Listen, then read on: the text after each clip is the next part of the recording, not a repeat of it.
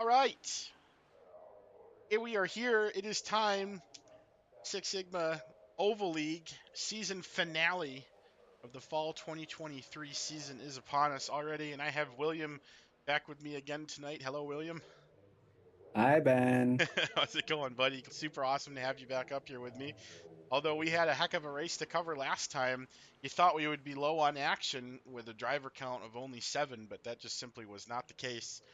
These guys put on a heck of a show last week at Dover with, oh my gosh, now I'm killing myself about one last week. Was it? I think it was I think Alex. Alex, wasn't it? Alex Teper. I Yeah, believe I so. think. Yep, I think so in the 94 truck. So tonight we will see involved with in terms of some racing stuff here. Get some cameras going. We'll get following some folks here and see what's going on out there on the track. Right now, look at Mr. Mathieu Tremblay, his Red Bull 25 machine being chased down by Jimmy in the 24. So they're just a couple minutes left in open practice, and they're just kind of rolling around here, getting some stuff done. Just start an announcement off here, I think, pretty quick. William, do you think there's anything specific that should be included in like a little pre-race chit-chat? I'm not sure. Why is my crew chief talking to me? I forgot to turn it off earlier. Sorry, what was your question, You good? Ben? If we were to do like some sort of pre-race announcement to the drivers, what would you include? Is there anything specific you think we need to tell them, or just kind of the normal "good luck, have fun, don't die" kind of thing? Sorry, unalive yourself. Don't unalive yourself. Yeah, I think good luck I found it on alive is always good advice. I would say if they see Corey in front of them, I would say don't lift. Wreck him if possible. That's Okay. always, Okay. You want me to tell them that? yeah. Oh, I mean, if you wouldn't mind, that'd be great. That'd be All quite right, funny, I buddy. think. All right, buddy. I'll see what I can do. Make sure I'm still on. Race control I am. All right, drivers. We've got just over a minute and a half or so left here before we roll into our last qualifying session of the season. Super excited that we've made it this far and had a really action-packed season. 3 so far, count them 3 really close finishes, photo finishes, if you will. That's the word I was looking for first. Out of the 8 races we've run, in a very, very close points battle heading into the season finale here at Kansas. Very excited. Can't wait to see you guys get out there tonight and have a blast. Track's a little hot, so it's going to chew up the tires pretty good, but nothing you guys can't handle. As you've shown me all season, you know what you guys are doing. Um, so I'm just here to say good luck to all of you. Have lots of fun, and I've got William here with me, and he's told me that if you guys see Corey in front of you, you don't have to lift. Just feel free to drive right through him. Um, no concerns there. So just wanted to echo that for him, and we'll see you guys in qualifying. How'd I do? Good? That was a perfect announcement. I couldn't have said it better Perfect. myself. Gonna make it for tonight with this package, he says. Ooh. He's looking good, Them's man. fighting words. He I mean, he's is. fastest in practice at the minute, He so is. He's sitting on pit road right now, so not looking that fast, but results will show you. 31.033, very close though. 2 other drivers within the hundredth. Or yeah. .036 for Matthew Tremblay and Jimmy Hayden 0.40. I mean, can you ever underestimate? Jimmy always does the undercut thing though, where he like doesn't show his full hand and then he qualifies and he's like 2/10 faster all of a sudden. Hey I don't Ben, know if that's the case tonight. Oh, I'm Oh, being summoned. Yes, sir. hang on, let's see if I'm smart enough to do this. That and it became personal. Loud and clear, I buddy. figured it 10-4. was going to be Have fun in something. qualifying, guys. At that moment, it became personal. And it became personal. Love to see it. Right. We'd love to see it. Well, if it's going to be personal, then why don't we put all of the pressure on Corey we possibly can and specifically watch him the entire qualifying? I've See. got my camera on him as well, so Okay. I'm fixated on him. Currently sitting on pit road. Well, if he's just going to sit there for a minute, we'll take a look at some other drivers that are out there. Currently, we've got Mr. Frederick Leducer in the 51 machine, rocketing down the front stretch here, coming to the green flag lap in his very sharp looking black and blue truck. I love those colors. Black, blue, and white, I should say. And some words on there that I'm not going to try to pronounce. I've had my fill of screwing up their last names to begin with this whole season, so think I'll retire behind on that one. So he'll be the first one to set a lap, and we'll pop up the results page here so you guys can see on the left side who sets what and when. To organize my screen here a little bit. Man, you really do need like 6 monitors. No kidding that they're in like a whole bunch of TVs in the room when they do actual broadcasts, man. So Frederick's across first. His teammate Matthew a little bit faster. Sean Ryan and Alex Dupere as well. Kerry Brooks, 31.088, blazing first lap for him. We've got a few other trucks cycling around now. Here comes Corey's first lap. I'm sorry, this will be Corey's green flag lap. What is he doing? It looks like he's like warming up, taking his time. Like, oh, what's going on there? Corey knows something. He's taking it slow, making sure not to cook his tires too much so he can go faster on the second lap. Alex Trombley is on an 004. He did. He absolutely did. That is amazing. And 31.004. Sean Ryan with a 31.028. So he will not squeeze out that final point that he's looking for. And man, Corey is doing some funky stuff, man, huh? Well, here's his actual lap, so we'll keep an eye on him here. Corey Abbott into turn 1, coming now out of turn 2 onto the backstretch, feeding the truck the throttle as it accelerates up to speeds in excess of 180 freedom units. That's right, I have the right units on this time. Arrows into turn 3, a little bit of a mid to high exit into 4, into the tri-oval, across the line. Has he done it? He has.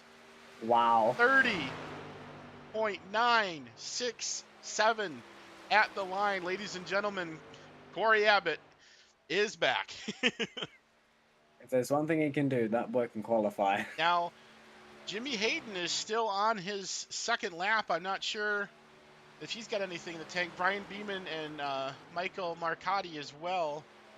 All three of those trucks are heading towards the start-finish line. Brian will grab second.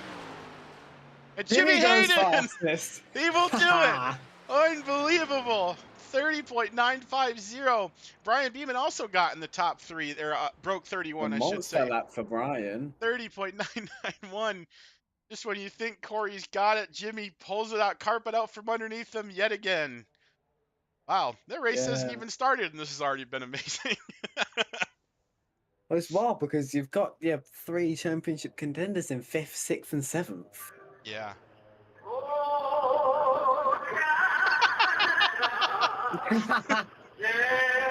Oh, there's the Canadian national anthem.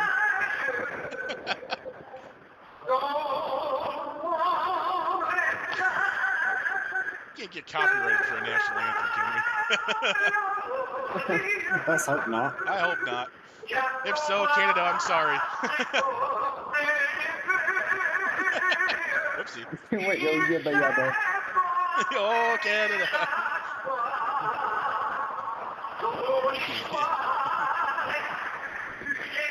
This is Kansas.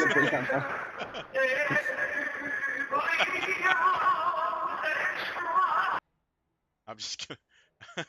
What the fuck is a kilometer? Oh. Thanks for reminding us that the stream is not for kids, Sean. I can always rely on you, buddy. Oh, good stuff. I'm still chuckling. That was great. Oh, man. Well, qualifying was super exciting as always. Great job, everybody. 3 drivers broke 31, which is amazing. We've got 150 laps is the distance for tonight's race. You guys have 3 tire changes, so 4 tire sets. And yeah, good luck. Have fun. Try to call out any incidents that you see as normal, and we'll see you guys on the other side. Good luck, everybody. Thanks for another great season. Aw, Kerry's so nice. he You is. can tell he's Canadian. Kerry's just Kerry. Kerry, like, it's not even a Canadian thing. It's Kerry. That's just what Kerry does. Kerry's so sweet. I love how TV1 is like, hey, remember TV2, but like closer. It's like, gosh darn it, I want a different Oh angle. yeah, There we go. That's a cool picture of all the trucks lined up and ready to go. Man, we got some pretty looking rides in the field tonight, don't we, William? we definitely do. So Jimmy and Andrew, I think, are taking up most of the field with their paint jobs. yeah, they're certainly trying. Although the LAS boys are coming out in full force, and I know Kerry's still rocking the OG Chris Needham machine. Ken in Definitely. the chat. Oh man, what the heck happened to my chat thing? There we go. Not the Canadian anthem. Yeah. Like I said, I just hope there's no copyright issues for national anthems. YouTube would be the first to let me know, I'm sure. I'm going to have the muted audio for that one, and they're going to take it down. All good. We had a good season, right? Exactly. All right, well, we have trucks rolling, ladies and gentlemen, on the track. Or almost on the track. There we go. Now they're kind of on the track. It's metaphorical. I mean, they're on the apron, but, you know, I didn't get technical or anything. I don't know where Jimmy's going. Jimmy's grabbing a little bit of a dirt line there. We're not racing a road course today. All these cheeky guys trying to get all their advantages they can get with their stinking pulling their tires off and whatnot. Gotta love it. Kids, Physics and as all they that say. dumb stuff. Yeah. So, pace car's not lit up. So I'd do it through the field here, but just for sake, here is your starting lineup. We have 12 trucks in the field tonight. Wayne did not qualify, but he is on track, so all trucks did make it in. Everyone qualifying within, wow, three tenths. Man, that's insane. That is wild. It's wild. Hats off to the diversity that we have in this field as far as skill level is concerned, and it does not prevent some of the coolest racing you will ever see on the service. Ladies and gentlemen, the season finale is here. The green flag is dropped, They and are we are green. taking off. Corey seems to get the better start there. Jimmy trying to door bang him into turn one, but I think Jimmy might just take it back. Yeah, Corey actually got a Yes, bit. the advantage at turn two. Same speed as Jimmy. If you want to take a look at it, then. We're just going to clear that penalty because he gave the position back there, so no reason for ruining Corey's entire race off jump just because he was a couple inches ahead. So long as he gave the position back, whether it was forcefully or not, to just make sure that he gets taken care of. I don't believe drive-through is sufficient. Look at these guys already almost 3-4 wide. All Coming for the three wide, I tri-oval. think. Sean Ryan wants to get moving. He's got a championship to fight for. He sure does. On the inside now, Brian Beeman is the middle man going backwards. Jimmy Hayden holding it trying to be too wide with his single truck as he's got the 25. Matthew Tremblay all over the back bumper, the 24, almost contact there. Oh, Matthew's up in the wall. Tremblay in the wall. Oh, and he almost takes Frederick with him. 25 truck on a speed pass to the back of the field. This is getting dicey. Gonna get hooked up with his teammate Stevie Berube in the number 6. Now that I'm saying those right, I think the LAS fans are gonna come in here and correct me, and I appreciate it because I suck. But Hayden still with a commanding lead. Looks like the 94. Alex. Yeah, Alex got super loose there. Might have tagged the wall just a little bit, but I think he should be okay. Yeah, I don't think he got any incident points for that we can theoretically look at. 0Xs don't necessarily pop up. But either way, Yeah, no harm, no foul. Yeah, just a little I scuff think Alex there. is looking for the lead though, trying to get some laps led under his belt. Yeah, Crucial bonus point. Oh, Jimmy wants to. Oh, Jimmy man. gets his ball.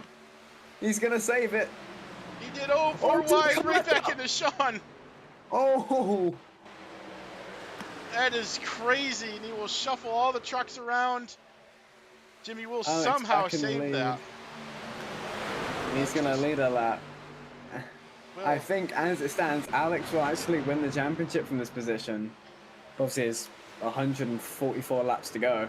yeah, a little bit left to decide there, but Sean Ryan did get a little bit of a bumper-to-bumper action there with Jimmy Hayden's right rear.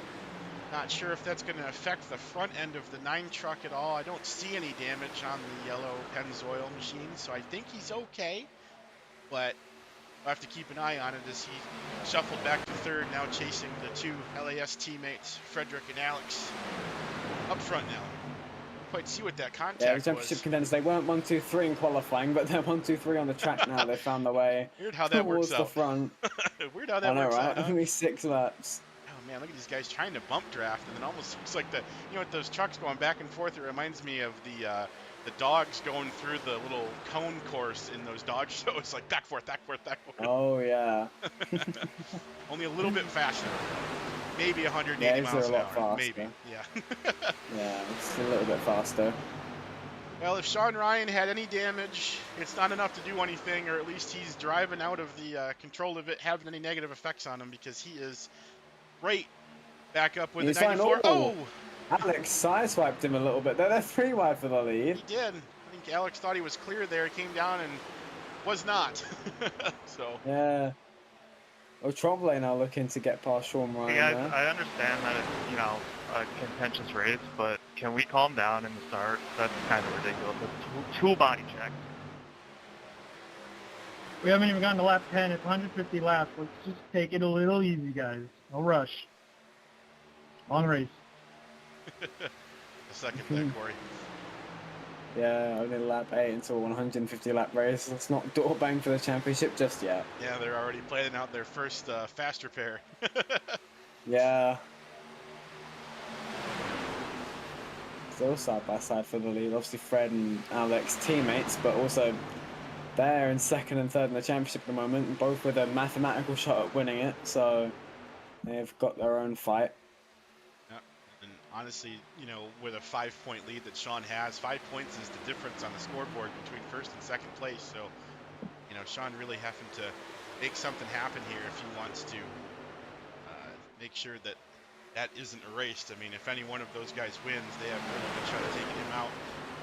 And let's not forget the 3-point bonus for leading the most laps, which, as you said before, Alex is, currently trying to rack up numbers on. So there's definitely helping his chances. Corey Abbott managing to catch the back of this 4-truck breakaway to make it 5. Now the field kind of calmed down from that initial shuffling around here, as we'll back the camera up a little bit and let you guys see a little bit further back. Corey Abbott now pulls up his 5th place. He's got Jimmy Hayden and Brian Beeman not too far behind, definitely within striking distance as far as the draft is concerned. We seem to have calmed down maybe a little bit, like you had said, like Corey had asked him to do, so maybe they're listening to the old 21 machine. It's like the 25 is getting Oh, slide job. Oh, and he makes Sean's in the contact wall. with Sean. Well, that's not Corey's good. gonna overtake both of them. Yeah, This Sean is fell. not going well for Sean Ryan. No, Sean fell back pretty good on that one. Bit of damage to the right rear of that number 9 truck. Yeah, he's got damage all up the right side as well. Is there no paint loaded on the 8 truck either, or is that just my paint? I am seeing a plain carbon fiber looking thing. Gotcha. All right. 10-4. Oh, Sean. Oh, man. That thing's understeering. Not having good. I'm going to watch somebody else here for a minute before I run out of nails before we get to lap 20. Yeah. Alex in the 94 and Frederick in the 51 are still 1-2 at the front. Very commanding position so far. Corey Abbott, like you said, inherited 3rd place after the contact between the 9 and the 25. He now tries to make a chase. Catch these drivers about a half a second between him and the 51 at the moment. Yeah, Alex Duper's kind of racking up, every lap that Alex leads just makes Sean's job a little bit harder to get those bonus points himself, and obviously it just decreases the deficit, the cushion that Sean has over the rest of the field in terms of points. Definitely a great point for sure, as he will be having to make up more and more position-wise. And now with some, what you would assume to be some considerable damage to the 9, we'll look again. I kind of want to my eyes closed because I almost don't want to see it, but I think if you look when he goes by, you'll see on the right side there the 9 number is scuffed. And a blink too. Here comes Corey though. Oh, Corey coming at. Yep. Corey's up to second, probably looking for the lead just to try and help Sean Ryan. Obviously, Adam Motorsports teammates, they're going to want to work together. I think Corey Corey, just wants to Jimmy, win. both gonna. I Heck with don't blame everything him. else. 'Cause I'm not sure where Definitely don't blame him. I'm sure where Corey sits in the points right now. I do have this open here, so the standings currently have Corey in 8th. Oh, I'm sorry.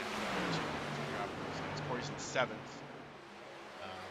He's dropping a no-show and a 22nd place finish, but he is a pretty healthy good bit of points back. So, fortunately, he's going to need what you would probably consider a miracle to win, but it's so hard to track points when it's the dropping is what's involved, and it's hard to kind of say. You know, Sean got it down to saying that he mathematically needed X, but it's tough for sure. See. Yeah, definitely. Math makes things a lot more difficult to figure out. Yeah, well, So yeah, it's the conclusion, we not-counting. hate maths. Yeah, well, it's the not counting of things too. You're not just adding up all your numbers for every race. It's you're adding up all the numbers for every race and then dropping the 2 lowest in any category. But as we were talking through that, Corey Abbott has successfully split up, and then it looks like successfully passed actually both of the LAS trucks. He takes the lead away from currently now Frederick as the 94. It's in the wall a little bit. Jimmy Hayden will get around him, so the 94 truck now going backwards. More championship drama as the 94 falls from the first place now back to what would be, I believe, 6th. Yeah, Alex might have just churned up his tyres a little bit with those early moves. Corey obviously shot back past him with little to no problems there. So Corey might now lead a good chunk of laps, might take away those 3 bonus points from Alex. Yep, and that would even the playing field, so to speak, is between Sean and himself there. So Alex obviously wanting to any advantage he can get right now.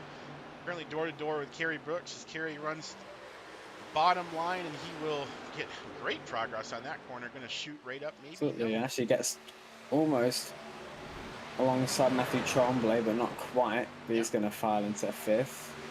So I think we're all single file from first to last now. We are. Kerry's still committed to that bottom line, which is really cool to see how that works in contrast to the 25 there. So that's a very interesting tactic. I'm wondering how the tires fare all the way down on the bottom versus what these guys are running kind of that upper line. Yeah, I think it's very much a Kansas-specific thing.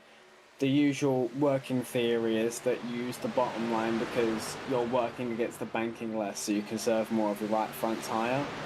But Kansas seems very unique and very strange in the fact that while the bottom is faster early on, as the run progresses, and this is true for basically any car on the service, the top line will eventually become the faster line the further you go into a run. So it's very unique in that regard. A bit like Chicagoland. And that's regardless of the tire wear level? Pretty just much, as yeah. it wears more, yeah. Very cool. Yeah. That's great insight, Glenn. I appreciate that because that's not something that I know. I've been out of the seat for a while now, so these are things that I never really got to know in super well myself. But always good to get that insight for sure because unfortunately ovals a lot of times do have that preferred line. I wish everywhere worked, but it just isn't true. It just isn't true. They did some. Oh, the 25 there in the wall. Well, that'll help Kerry past him, I guess. They did some recent updating though of the oval tires, yeah, or is that still not out yet? They did. They have done the first phase of the oval refresh. Basically, it just makes it more realistic. So obviously, you'll see in real life NASCAR races, anyone can run anywhere. On some tracks like Homestead, Kansas are the main ones that come to mind for tracks where you can kind of just make any groove work given the right conditions. But iRacing, before the first phase of the oval refresh, kind of the past couple of years, it was very much just feed on the bottom lane and enter shallow, save the right front, and that was basically how you ran everything everywhere. Yeah. But now a lot of the racing has become very multi-groove. Yeah. Oh, Jimmy So in the it's wall there. very Logan. much more akin to real life racing now. That's fantastic. Multi-groove is probably my favorite word or combination of words you can talk about in anything because I absolutely love, it's always the classic thing that you'll see, like at the local dirt tracks and stuff, where you've got one guy that sends down the bottom and then he'll do a slide job up to the top, and then he'll run the top line to get his momentum back up. Well, the guy that he just passed now has that momentum, and then he shoots the bottom, and then they do this kind of poetic back and forth dance, and it's literally the coolest thing ever. So It is wild. yeah, I'm super big fan of that. So, but interestingly enough, and now check this out. So this is Sean Ryan's front view. You're looking at the back of Alex Tupere in the 94 truck. He is all the way Very back in interesting. 8th. So all of his advantage he had over Sean now gone away. And I have to imagine that Sean is probably pretty decent at saving tires. Although he did get bounced around a good bit. I'm not sure what we're looking at as far as a pit window for laps here, but I can imagine that it's going to be a little interesting as far as how you can stretch it for fuel, who can save the tires. Because we had this strategy last week in Dover, where Sean thought he was a shoo-in because he extended his run, but it ended up not helping him out too much in the end, going green flag for a good majority of the race. So that will be interesting. Keep an eye on that as it develops. But, and I say this with big but, Corey Abbott still out front.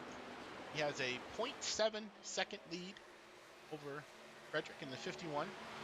Kerry Brooks finds himself all the way up to third in that 77 truck, looking oh so good. Got around Jimmy after, Very I'm sure. moving.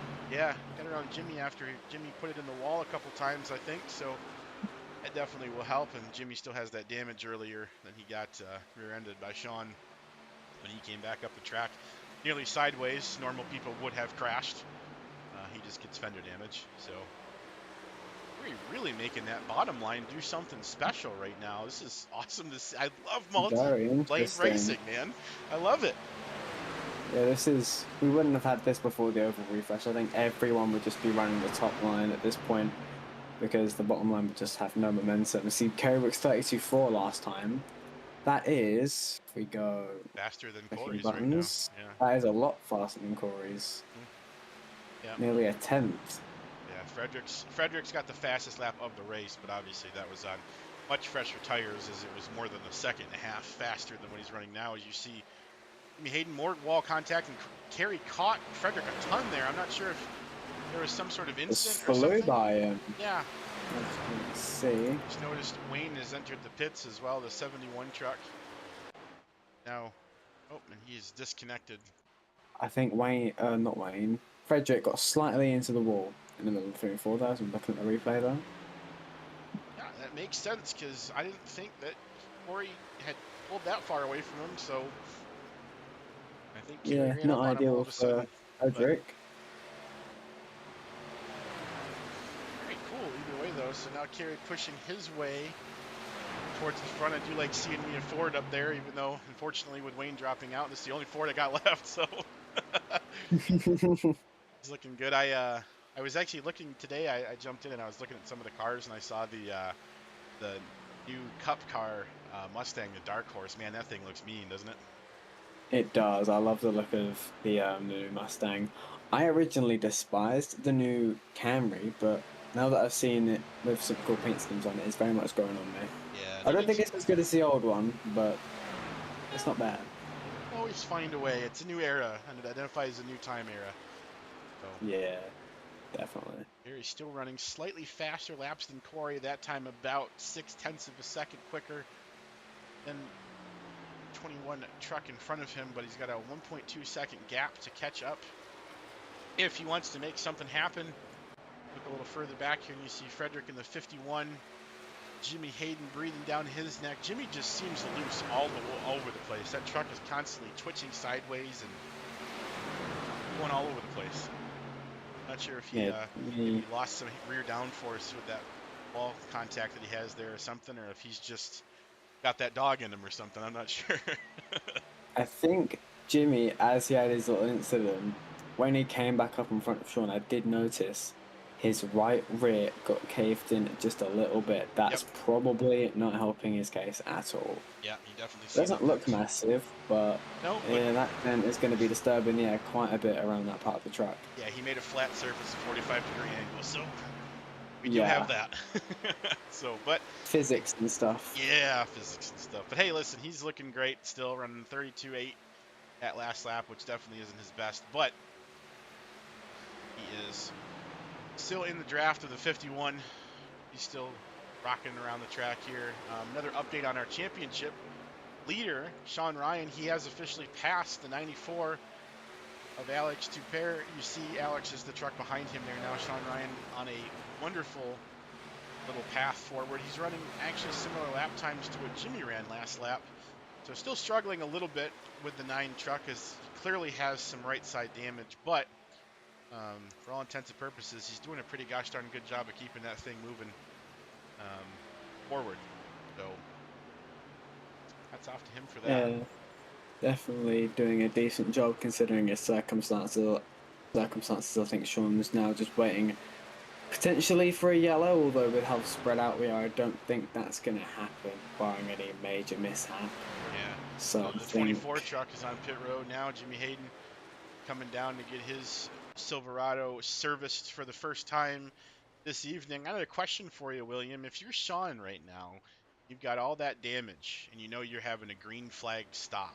What is the call on the fast repair? Do you use it now, or do you hold on to it just in case you get in a big incident later in the race? It's hard to say. With how close the field is, it's not going to be easy to claw back what would I would imagine be close to a whole lap. With Yeah. how extensive that damage is on top of the time you're already losing in a pit stop. Yeah. So I think while ideally you'd want to conserve it for if you have any more damage, I don't think Sean's going to have much choice but to take that fast repair. Just because he's already, I mean, granted he's up into 6th now, but that's with Fred and Jimmy having pit. So I think he might have to ride it out. He's either have to ride it out with the damage or take the fast repair. He doesn't look that slow to be fair. He is just about to overtake Matthew Trombley. Yeah, you So wonder he how could much of the speed very difference. much just, Yeah. yeah, he very much could just stick with the damage because he doesn't look at all slow. He could very much catch back up with the field. Yeah. So You wonder yeah. how much of the speed loss is the tire scrubbing from the incidents and not so much the actual physical damage to the fenders as well. He was, put in a position a couple times up against the wall and sideways. Could have chopped up the tires a little bit. So, not sure on that one. Yeah, absolutely. A few more Well, I pit mean, to be stops. fair, he could just take a fraction of the repairs. If, let's say, that's 30 seconds worth of optional repairs, he could say, okay, well, I can't lose a lap. I'll just take 15 seconds. That'll still help a little bit, and he won't go a lap down. So there is Yeah. always that option for him. For sure, and you do have the added benefit now of, barring any yellow flags, which, knock on wood, could or could not happen going forward, but you do have the fact that we're now spread out, so your chances of contact are slimmer as we're not wheel to wheel anymore. The 94 truck, Alex, coming down pit road now. He is going to grab service on his 94 machine. I actually have to run and use the restroom myself really quick, so we'll keep an eye on Corey. And William, I'll be right back, buddy. No worries. Obviously, Corey still 1.2 seconds ahead of Carey, I think, while Carey had that kind of surge through the field. At one point, I think we've reached a sort of equilibrium with the kind of lap times they're running, both running 32.73s last time around. The gap 1.2 seconds, as it has been for the past handful of laps now. I think as we've reached lap 41 of 150, Corey Abbott has now taken the most led lap, at this point. So that takes away those 3 crucial bonus points away from Alex Dupert, obviously fighting Sean Ryan and Frederick Ladisser for the series championship. I think in the position we are now, as Sean Ryan is just coming down pit road, He sure is, Sean buddy. Ryan should inherit the lead of the championship as we run at the moment. Although I've got yellow. Oh. While Sean is in the pits, the caution comes Oh out. my god, that's awful for Sean. ditch, and the 8 truck has spun for the toe as well. You got a 4X here. Let's take a look at what happened. Into the wall. A good bit there, man. He was big broken there, and then we had the yellow flag come out. I'm not sure. That was Oh wow, weird. that was a while ago. Take a look. See if I can Pace figure out. car's on the backstretch, guys. He's going into 3. I can figure out what happened here. It looks like he just. Oh, blinked out, and then Guys, I am sorry. My whole game just froze up for like 5 or yeah, Oh yeah. I'm just going to drop so I don't cause you guys any more issues. And I apologize again. that is so unfortunate. Well, good, buddy. Try to reload if you can. Maybe that'll help. But that was definitely a weird one. I can see why he slammed in the brake circuit. Yeah, Whereas no, us that blinking was. out, he might not be able to see. Yeah, honestly, that was probably the best call he could have made. I don't know what's happened. Like, since I loaded into this game, my field of view and field settings were all messed up, and it just hasn't been the same. So, yeah, I'm not going to risk it. I'm not going to try to ruin your guys' receivers. So, I'll just sit where I'm at. Thanks. Sounds good. It looks like Sean did end up getting his pitting in. And the 9 truck looks like it is repaired at least a little bit there. I can't see it. I didn't get a right side view of it yet. Maybe go on the straightaway here, but Thankfully, he won't quite go a lap down. He will be waved around the safety car because Corey will file in behind him, Alex, and Frederick. All yeah, behind the pace car at the minute. this our top 3 in the oh no, it is. I It's our top believe 3 so. in the Yeah, it is. champion fighting to They stay just on can't the be lead separated. lap. They love the sight of each That's other. so funny. I would love this too, because normally it works out that the championship always come down to who wins the race in the final race of the season. But it's so cool to see them have bad races and fight through adversity together, and who can win the crap throwing contest basically is what it boils down to. So, oh, that's super cool. And with one It's lap to quite go, cool. these guys will end up getting waved around. Like you said, Corey Abbott, the 4th truck shown in line there, will actually be our leader when it all sorts out. And it is his race so far tonight. That 21 machine looking good. And he did manage to get into the pits under that yellow flag and maintain his lead. Kerry Brooks and P2. This is so freaking cool. And we talked to Kerry in the pre-race, and he was just kind of like, yeah, I'm just getting some laps in, trying not to do too bad and all that. And to see him up there, going up against Corey, or Corey's like, this is my race to lose kind of thing. It's really cool. I like seeing Kerry Yeah, get good. Get Brian definitely. Beeman right behind him as well. Brian hasn't had the greatest season, but seeing him in 3rd is awesome. Always cool to see the 41 machine doing good. Super Yeah, I exciting. think it'd be interesting to see how well Carey does now that he's starting in 2nd. If we get another run that's of similar length to the one we just had, he might find himself quite far out in the lead. Because he wasn't actually ever losing time to Corey, but he was only ever gaining.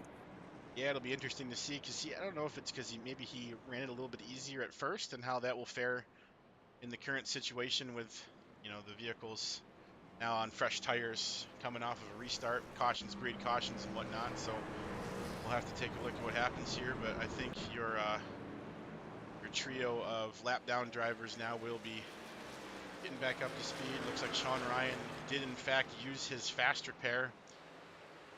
I was trying to get a confirmation there, but now I see the right side's not scuffed, so that was my biggest indicator. So he, Frederick, Alex will be getting their laps back, or I guess getting back to the pace car. So they do not go a lap down. That is the wave around rule in full effect there. So if you are behind the pace car but in front of the leaders, so for Sean, for instance, ended up finishing his pit stop, caught back up to the field and was a lap down, but all of the drivers in front of him were on the lead lap, or on the lead lap, but they hadn't pit yet. So when they went into the pits, he inherited with Frederick and Alex a better position. So definitely pretty cool for that. They've just about caught up to the pack before the end of the safety car period, so that's good. No one chasing the back of the pack after they get going. Yeah. Coming back into the restart zone now. And it will be a Kerry Corey front line here. Corey steps on it, gets a good start. Oh! Right at the back of the pack, what's happened there? I'm not sure. Sean and Matthew just hit the wall? Yeah, Alex ended up getting a black flag. Can I get this stupid black flag removed, please? Well, let's see what it was for. Shouldn't really get a black flag removed for that. Most idiot move I ever saw.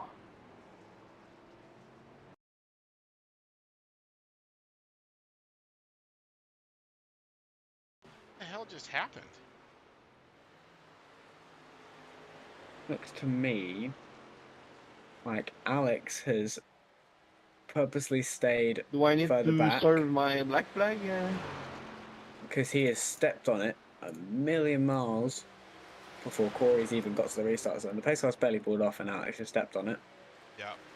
So he's obviously tried to get the gonna- restart such that he gets ahead. Harry, how do we keep finding each other like this? But then Sean I'm going to just review that. blocked him. Guys, I just needed more time before I could officially call it there. So, Obviously, Sean trying to not let Alex have that advantage and kind of wrecks himself doing it. yeah.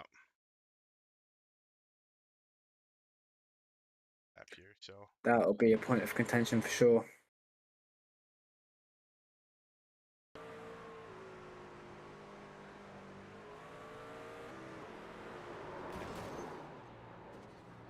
Kind of two drivers, I think, in the wrong there, and of course that's going to completely destroy Sean's truck. Because he's now completely junked.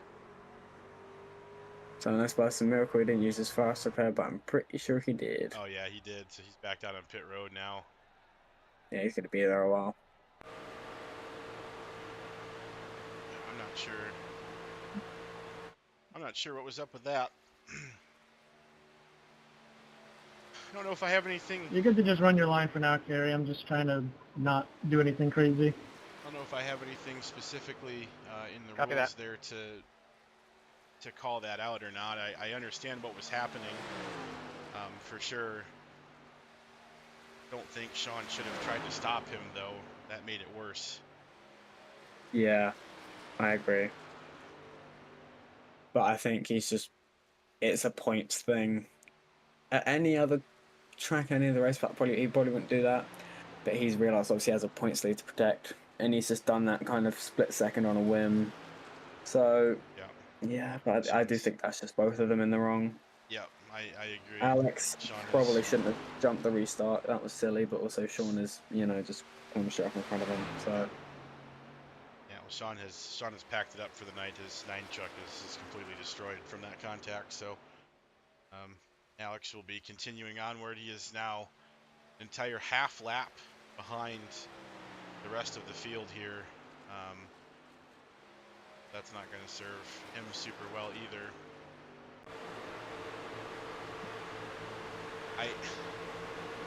My issue is this: if I give a penalty to the 94 for trying to jump the restart, I almost have to give a penalty to the 9 as well for initiating the contact. I think that both trucks would have to get some sort of penalty for that. Now, obviously, that's not going to affect Sean at all because he's parked it for the race.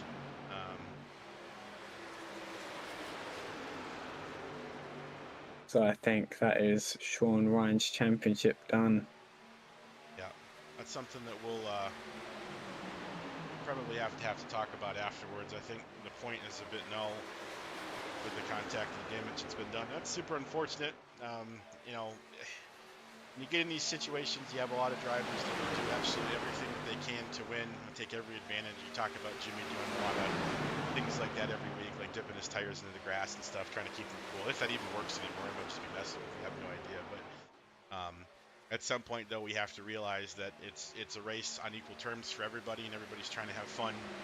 And when you do things that, they'll take the fun out of it for other people just so that you can better your position, super unfortunate as well in the competitive nature of things. So we're gonna leave that one for the post race and just see where that goes. But yeah, no, that's definitely a really rough go of it with still 2/3 of the entire race left. Yeah, very unfortunate to have the championship leader taken out of the race so early. Yep, for sure.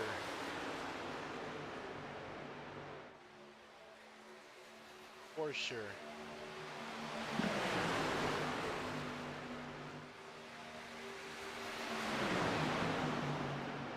The fight for the lead definitely isn't dying down though. Corey right on the back of Kerry Brooks, who just took the lead without either of us noticing.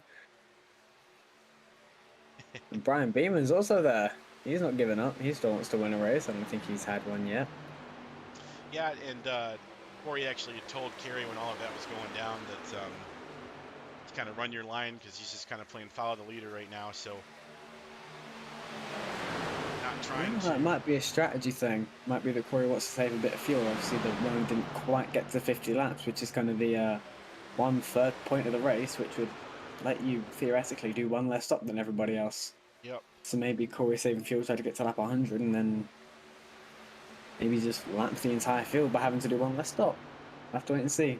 Maybe this is a million galaxy IQ from Corey. Yeah, it definitely has that opportunity.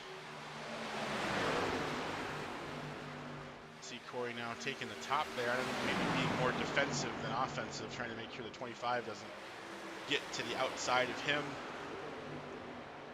Or when he's on the straightaways, but it has now formed a second line. Brian Beeman on the bottom with Kerry Brooks, and then Mathieu Tremblay on the top with Corey Abbott. Yeah, Corey now going for the lead. Had enough of staying in line. I think he wants that lead back. He's going to almost clear Kerry off the corner. Kerry going to try and defend on the apron, but Kerry's going to take the lead now into turn one. He will have it. Corey with the advantage. Kerry Brooks awfully close to being up next to his bumper there, though. Not sure what that looks like. If Corey clears, maybe he drops to the bottom. No, it looks like Brian Beeman's actually going to go to the top. Even Kerry all by himself on the bottom. Good news is it's not necessarily a super speedway setup as it stands, so Kerry is far from SOL. He's actually probably still in a pretty good spot down there on the bottom. Yeah, definitely. I think that bottom line is what works well for Kerry. It's where he's found the speed on the long run. So I don't think he'll mind losing a couple of positions. It might mean that he gets them back a lot easier later in the run if we have another long green flag soon, which is definitely possible with the way that we've seen these guys kind of spread out as the run gets further and further along. Absolutely. Oh, Kerry looks like he got a little tight there for a second. Looks like he was heading up towards the outer truss a little bit faster. We did have Mitch drop in chat. He said, I don't know what the heck happened there. Thankfully, it went off the line and didn't stop any center track. The whole game froze up. Seemed it locked brakes, dropped clutch, and went full throttle. Yikes, buddy. That's a little scary, but I think, for what you had control of, you did a pretty gosh darn good job of steering out of harm's way. It's no fun, those technical issues and stuff. And you're always terrified that something like that's going to happen and then absolutely ruin somebody else's race. The 25 truck, Mathieu in the wall pretty hard there. This truck turned right sideways. Brian Beeman in the 41 is going to dart to the inside right in front of Kerry and take that position. Kerry will clear as well. Really tight in the corner. Tremblay might have some damage. Yeah, that's going to be something he's going to have to fight off. Jimmy now right to his rear bumper. Give him a little bit of a push and get that 25 moving. Let's see if he can get some momentum. Brian Beeman now into second place. Yeah. He's chasing awesome. down Corey for the lead. This is cool. Awesome. That's got to feel awesome. I know he's live over on Twitch right now, so if anybody wants to see his reactions live, I definitely recommend it. That's twitch.tv/Murdoch's Garage, right on the back of the truck there. So always a fun time over there. Yeah, it's pretty a big old grin from ear to ear on Brian Beeman's face right now. You encourage him to Go race faster, Brian. Sure. Go win the race. Go do the thing. Yeah. Make Corey mad. It says, for sure, I'm annoyed it happened, but more so glad it reckoning the leaders. Yeah. Yep. No, I hear you, buddy.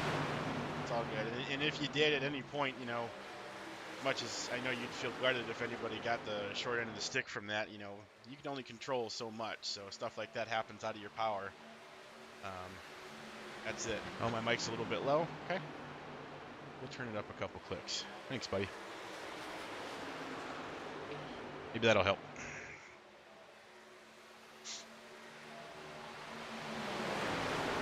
Very much more single file now. For Yeah. top 5, 6. Pretty much all the way throughout the field, actually. We've kind of singled out. I think this is the point where we've almost guaranteed ourselves all on green run, barring any big mishaps for you know, anyone getting into the wall or self-spinning off a corner. Yep. So maybe we'll see Carey back up the front in a handful of laps time. Yeah. That would be kind of cool. And yeah, I mean, obviously the only question we had so far was iRacing trying to take Mitch out. So Yeah. very subtle throttle control on the 21. Just a very relaxing engine note coming from the front of that truck. Let's see. Rockets down the backstretch. Not quite to 180 miles an hour that time. But he does have no draft. He is in the front, so that kind of makes sense. Yeah, well, I mean, that's going to happen when your tyres start to wear, you're carrying less momentum through the corner, less minimum speed. But yeah, that no draft, see Brian Beeman got up to 181 going into turn 1 there, so that slipstream, it definitely helping. Absolutely. I think Corey does a really good job in the corners, obviously. I think he's got something figured out that will really be helping him. Yeah, we know him as someone who can definitely save tyres like the best of them. His long run pace is pretty good in almost any car on almost any track, so it's no surprise to see him holding his own on the long runs here. For sure. Well, let's go through the field here a little bit. This isn't something that we've had too much time to do. We'll take TV1 to get the big zoom cam in, and that's Corey Abbott. Corey Abbott is currently leading the race. We've talked about him quite a good bit. William, I also hear that he's your boss. How does that work? Yeah, apparently that guy's my boss. Yeah, I don't know. He tells me what to do, I think. Doesn't happen very often. He's just got his name on the trucks. Oh, that's too funny. Oh, we do love Corey either way. Rocking the Six Sigma logo on his black and like bluish greenish. I don't know if it's like a dark teal kind of yeah, color. It's like a dark teal, blue looking thing. It looks cool though. It does. Whatever color you think is, it looks cool. Right on. Speaking of looking cool, Brian Beeman in second place. Another Toyota. So Toyota's currently 1-2 in the race in his 41 Murdoch's Garage machine. Brian is the admin for our road league that ran its season finale last night in the LMP3 cars. And that was a pretty darn cool showing that they had over there. Those guys have a lot of fun. He does a great job, and he has this little broadcast that he does on YouTube as well that's probably a lot cooler looking than mine, but I have Williams, so I cheat. But we do like Brian either way. Like I said, he's live over on Twitch right now. He does stream most of his races there, and I think YouTube is where he will be doing his broadcasting side of things to keep the two kind of separate. So awesome for him in that. Back in P3, our one and only Ford that is still running tonight, Kerry Brooks in the 77 F-150 Six Sigma honeycomb color style. So he tries to etch some time out of the lead that he has whittled away. Brian and Corey now looking a lot bigger in that windshield of his. Kerry is another one of the admin in the server here. He's actually my buddy that introduced me to Stanley and got the whole Six Sigma Discord server idea going. And he is a wonderful guy, always the first one to help you. I try to figure some stuff out and just here for a fun time. So it's always a big smile on my face. I hate to play favorites, but when I see him doing good, man, it feels good. So looks like he's having a lot of fun tonight. William, tell me about this purple-looking truck that we've got in P4.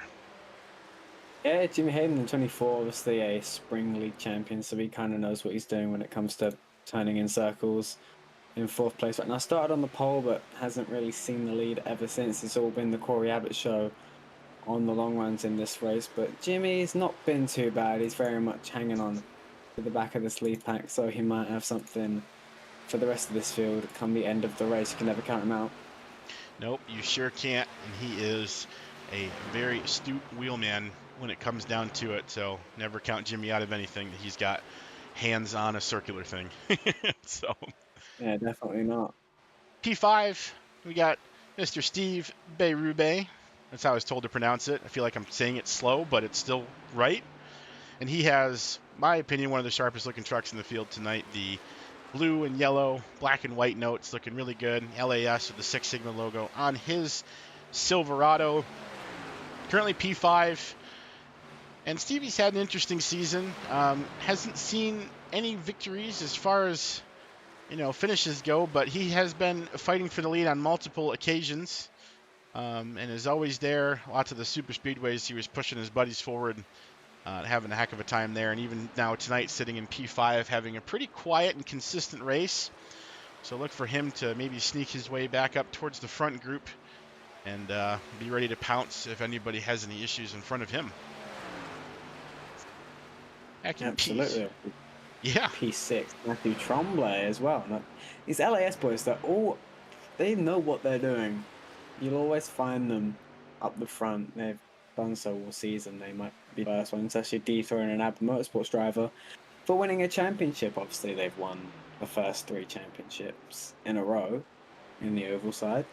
Not tooting your own horn, but Oh, definitely not. Yeah, Matthew is actually the team lead as far as I'm aware. I'm not super familiar with the hierarchy of the LAS team, but as far as I know, I believe he is the lead. Frederick's referred to him as boss a couple times, so that kind of makes that easy. Pleasure to talk to, super cool guy. And my God, can he drive. From the beginning of the season, you knew that he was for real at Daytona, and then moving on to, what was Chicagoland week 2, I think? Or he showed some serious speed. And from there, it was really easy to consider him a contender. Had some internet issues or service issues at Road America that kind of put him more out of the championship than he wanted to be there. He looked really fast, but he ended up finally getting his sim started and ready to go an entire lap behind everybody, and we don't really do full courses on road races, so he was unable to move his way back towards the front, unfortunately, but that does not stop him from being a heck of a race car driver, and we're glad that he's here tonight running P6. And P7, William, tell me about this sharp-looking 51 machine. Frederick Ladouceur, another LAS driver, all the way from Quebec, I imagine, with the French-sounding names. Yeah, he's also been incredibly consistent this season. Obviously, finally got his first win at Talladega after being on the wrong end of a couple of photo finishes. Yeah, for real, too, actually. Just fine. Yeah, he's very unlucky in that regard, but he got his win at Talladega, obviously third championship. As we ran before the green flag flew here in Kansas, so he's had a brilliant rookie season, as have the rest of the LAS drivers. Absolutely, and looking at the points here, Frederick currently being scored 11 points behind Sean, so he would still need, I think, a little bit more, as it's only separated by 1 point minus the position changes between first and second. So depending upon how this all goes down, Alex is going to have to climb 5 spots to tie Sean. I definitely think Alex is going to struggle to get the most laps led, so it'll be interesting to see. I don't know if Frederick can do. I don't know if mathematically he can win where Sean is where he's at, but we'll see. And just to mess up my order, another LAS driver, Michael Marcotti is what I'm going to pronounce it as, in the 83. Michael, I'm going to be honest with you, I've not had too many interactions with Michael. He has run a very limited season with us so far, but much like the rest of his teammates, he knows how to hold a steering wheel and holds it very well. Talladega, I'm not sure if Talladega was his first race of the season or where he actually debuted. Let me cheat. I've got my... I believe it was. Let's see. Yeah, so he's only run the one race with us so far, and it was at Talladega where he ended up finishing... Help me out here. He got 22 points. So at Talladega, he finished. He missed Dover as well. And at Talladega, he finished in the 15th position, 1 lap down. So he was one of the ones that was involved in a couple incidents, I think, more than he could account for with his faster pair, unfortunately. But nonetheless, it has not stopped him from having some fun, hopefully, as he is back. So that's great news. Usually, if you're not having fun, you don't show up. So good to see him there in the 83 truck. And then last but not least, currently running on the track right now, the 94 of Alex Tupert. I think I'm saying that right. I don't remember if I was corrected on the pronunciation of that one. So if I did, I'm sorry. And Alex, of course, involved in the incident with Sean Ryan on the last restart now, trying to maintain pace in his 94 machine with pretty significant damage to the front of his truck's been actually lapping about an entire lap down, or about half a lap down, sorry, up until this point. But he has had a remarkable season. Obviously, you wouldn't be battling for the lead if he wasn't, and he's in the wall again. Ooh. So that's not helping him. That's not ideal. Yeah, he's fighting a pretty tough race car right there, trying to keep that moving as Corey closes in. So it'll be interesting to see what Alex can manage to salvage out of this race, as we do have a few trucks now coming down pit road. Looks like the 51, the 24, and the 83? Or no, maybe just the 51, the 24, I believe. The 83 did not pit yet. That's where they're coming out. Yeah. So, yeah, so Jimmy Hayden in the 24, and now Frederick Leducer in the 51. They will cycle back out into 8th and 9th, respectfully. Currently being scored 1 lap down with about plus or minus a half a racetrack back to Corey Abbott. Now Alex in the 94 will enter pit road and come get his truck serviced. We'll see. And I'm not sure. He does have some decently significant front end damage here. I'm not sure if he has his faster pair left. That'll be really interesting to see if he'll be able to salvage any speed out of this truck, because otherwise I think he's going to be stuck with some pretty significant damage. Oh, there is the faster pair. So that'll be a brand spanking new 94, ready to go try to win this championship with fresh tires and the desire. So he will peel out of the pits now and see if he can get back out there and make something happen. Right behind him, Brian Beeman leaves his second place position behind to come down and get the 41 machine serviced. We'll see what kind of pit stop. I imagine just 4 tires and fuel for Brian. Nothing fancy. But although, yeah, the end of the race, if this goes green, the strategy will be very interesting, because they still can't get quite to the checker flag on fuel. I think if they went all the way, they'd run out with about 10 laps to go. So it's kind of an awkward situation mathematically of how you split your fuel. So it could be that you see some people short pitting to maybe maximize their kind of undercut, whether they find that golden lap where you have that perfect balance of being able to undercut your rival, but also kind of having that window where you don't then get overcut by your rival pitting X laps after you and having those fresher tyres. So it'll be very interesting to see how drivers manage that kind of balancing act later on. Yeah, for sure. And you talked about Alex as well, being one of the drivers that had come down and gotten that fuel and those tires within that window of being short and possibly needing to fuel again. We had this happen last week where Sean, Ryan and him again were battling up front, and Sean ended up not being able to quite get around him at the end of the race, thinking that he would run out of fuel, and he indeed did not. Corey Abbott now in the 21 machine coming down pit road. He will leave the lead to Kerry Brooks in the 77 machine, as he will lead his first lap at the line there. So he did get his bonus point for leading a lap. Looks like most the whole dang field is going to be getting their free point tonight. It's really cool. Lots of different leaders tonight. So Corey Abbott now down pit road with the 25 of Mathieu Tremblay and the 83 as well of Michael Marcotti behind them, or him, I'm sorry.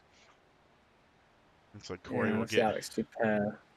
Still a lap down. I think he was temporarily 2 laps down when Corey cycled through. But Yeah, Alex, he's going to be fast, obviously, with a brand new truck. But he's not got, relatively speaking, a lot of time left. So he's still got a bit of a mountain to climb if he's to get that championship. But yeah. we'll have to wait and see. You almost think with the equalizing of the strategy now, it's almost like he's really going to need a caution, huh, to get back up. So, I think yeah. he's got a half a track and now some significant laps on those tires. We'll talk about Alex here as he's last pitted on lap 87. We are currently on 92, so 5 lap difference on the tires between Alex and looks like currently Jimmy Hayden now has taken the lead away from Corey. So it's Jimmy Hayden and Brian Beeman in P2. Frederick Leducer in P3. Corey Abbott has fallen down to P4 on track, and it all sorts out. Even iRace Control has them ordered correctly, but the number obviously does not update until they cross the line here. So you should be confirming with me at the moment, William, but that seems to be the spread. I believe so, yeah. So It's just updated now. Yeah, so Jimmy's Jimmy's nearly 10 seconds ahead of Corey as it currently stands. But Corey, having pitted now, just left the pits on lap 92. Jimmy on 85, so Corey's got a good 8 to 10 laps difference in tire strategy. And like you said, he might have been toting that line of where the fuel scenario would break down. And I'm really curious as to see how that all goes over with who makes it, who's going to be able to do it in one stop versus 2 and the likes, because again, as you said, we're pretty spread out right now. So I think it's fair and safe to assume that green flag race the rest of the time would not be unheard of. Yeah, definitely not. And Kansas isn't, with how, it's only a mile and a half, it runs basically like a plate track in the trucks, but with the way Kansas is, it's not that difficult to get slowed down for pit roads, so you're not likely to see people spinning, trying to get slowed down, so that's not really going to be a point where you'll see yellows coming out with how spread out we are. The most likely way we're going to get a yellow is if someone puts it in the wall and they can't hold it, they spin down the track in front of someone, or something to that liking. Yeah, and you do see Jimmy does get pretty close to the wall on corner exit. Let's ride on in a lap on board with Jimmy Hayden in the 24 as he comes through turn 1, riding the low line. As you said, he's on those fresher tires right now, so you might as well take advantage. Short way around the track, up on out of turn 2 to the wall. Get that side draft off the wall the best you can, and then he will send it back down to the bottom, still pretty much full throttle all the way through 3 and 4. Man, you fly around Kansas. Isn't that cool? I love that perspective. Yeah, cool. And he will come to the line across it on the apron, a 31.573 that time for our leader, Jimmy Hayden, who is just an absolute rocket ship right now out in front leading this race. Now, I can talk him up all day, but we talked about Corey Abbott being somewhere around almost 10 seconds behind him, and that is just simply not the case anymore. That 21 machine is on its way. He just ran a 0.4 of a second faster lap than pretty much everybody in front of him. Frederick actually suffering the most. The 51 ran a 31.7 to Brian and Jimmy's 31s, 5s, and 4s here, and Corey is still running 31.1s. So William, that 21 truck is looking mean and hooked up right now. Absolutely, that 7-lap tire advantage is coming through big time for Corey Abbott. Obviously, Jimmy, Brian, they pit a handful of laps earlier, but they're running a pace for where they are at the minute. But I think Corey Abbott's just got it right where he will have enough tire to get past Jimmy and Brian by the time that he gets to them. Obviously, he's going to be so much faster throughout this run with just how much fresher his tires are. You can imagine he's going to blow by Frederick in just a handful of laps, still running 31.1s. Frederick with a 31.8 last time around. Yeah, absolutely. You see the spreads here and the distances between Corey now to the back bumper of the 51. Lots of speed difference here. We'll see if Corey can try to shoot the gap on the bottom right on the white line, and he is able to just cruise around. This is truly some of the most spectacular things you ever get to see. I mean, guys, that's less than 10 laps difference in tires. And it's not even close. Corey just has so much more grip right now than Frederick does, and he is flying on that bottom line.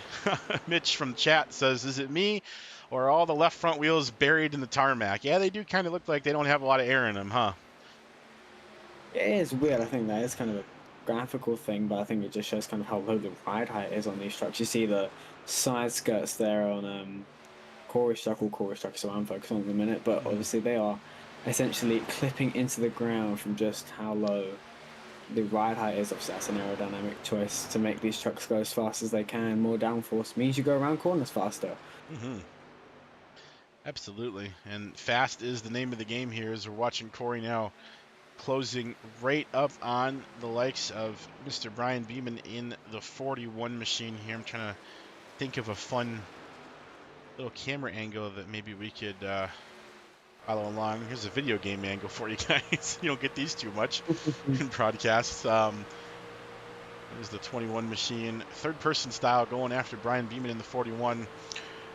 Back before I broadcasted, I would actually run a lot of times. A lot of people do like a blimp camera. They try to get a camera on the whole track, but what I would actually do is a far chase like this, and I would just turn the HUD off so you can kind of see. And this is really easy for spotting incidents, especially when the field is all on top of each other on short tracks. As it spreads out, it's a little bit more difficult, but that's why we use iRace Control, because it is stinking awesome. Again, not a sponsor, but my goodness, super cool. It was Ricky Hibbs that made that, wasn't it? Yeah, Hibbs helped. Hibbs and he said one of his buddies there that's really good at coding stuff and whatnot. And they got their heads together and made it, and it's pretty neat little tool. Shows me the track map if the track's loaded into their service, and then it's got position, car number, driver name, the lap they're on, how many incidents they have, the interval between them and the truck in front or behind them, sector times, last lap, best lap, any penalties, and then of course what vehicle they are driving. And on the bottom I have a race log that tells me all the incidents that are happening, who's setting fastest laps, who's entering or exiting the pits, and all of them are 100% usable in a searching incident. So if I double click this, I will show you guys Corey leaving the pits on lap 92. It is just that easy. Don't have a lot of other incidents to show. iRace Controls are getting some big use now on the big stage. I found out while casting for the Elite Racing League's ARCA series that Robbie Hill Jr., the lead caster for that, also uses iRace Control. So now the big leagues are using the cute little program that Richard Hibbs helped made. It is a must-have, and I'm definitely not the first person to find it by any means, but Hibbs coming over and all of those guys praised by it. I actually use it when I spot for Kerry as well in the PCA races when we get hooked up, so that he is got the best information that he can possibly have on track at all times. Excuse me. My caffeine is not working as well as it once was.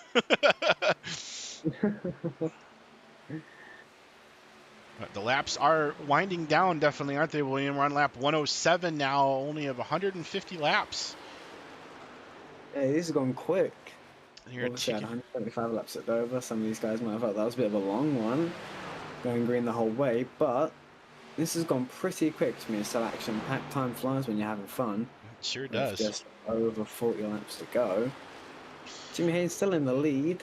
Corey Abbott closing in by about a couple of tenths of a lap, so it's not quite blowing through them as quick as maybe we'd have initially anticipated. But obviously Corey still having that tire advantage of having pit a few laps earlier.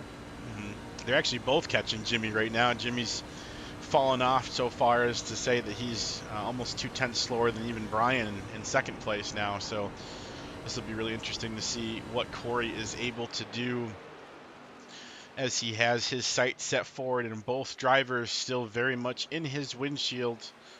This race is still pretty much anybody's game at this point.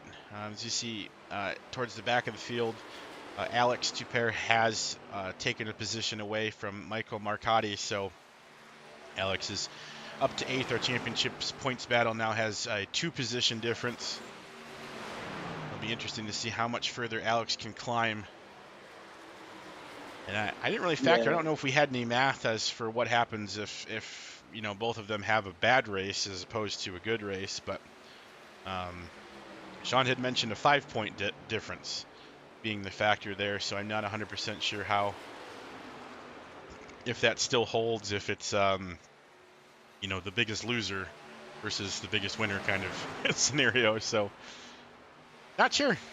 We will find I out. believe Oh, it go would ahead. just come down to whoever has the best drop week. I could actually check now, to be fair.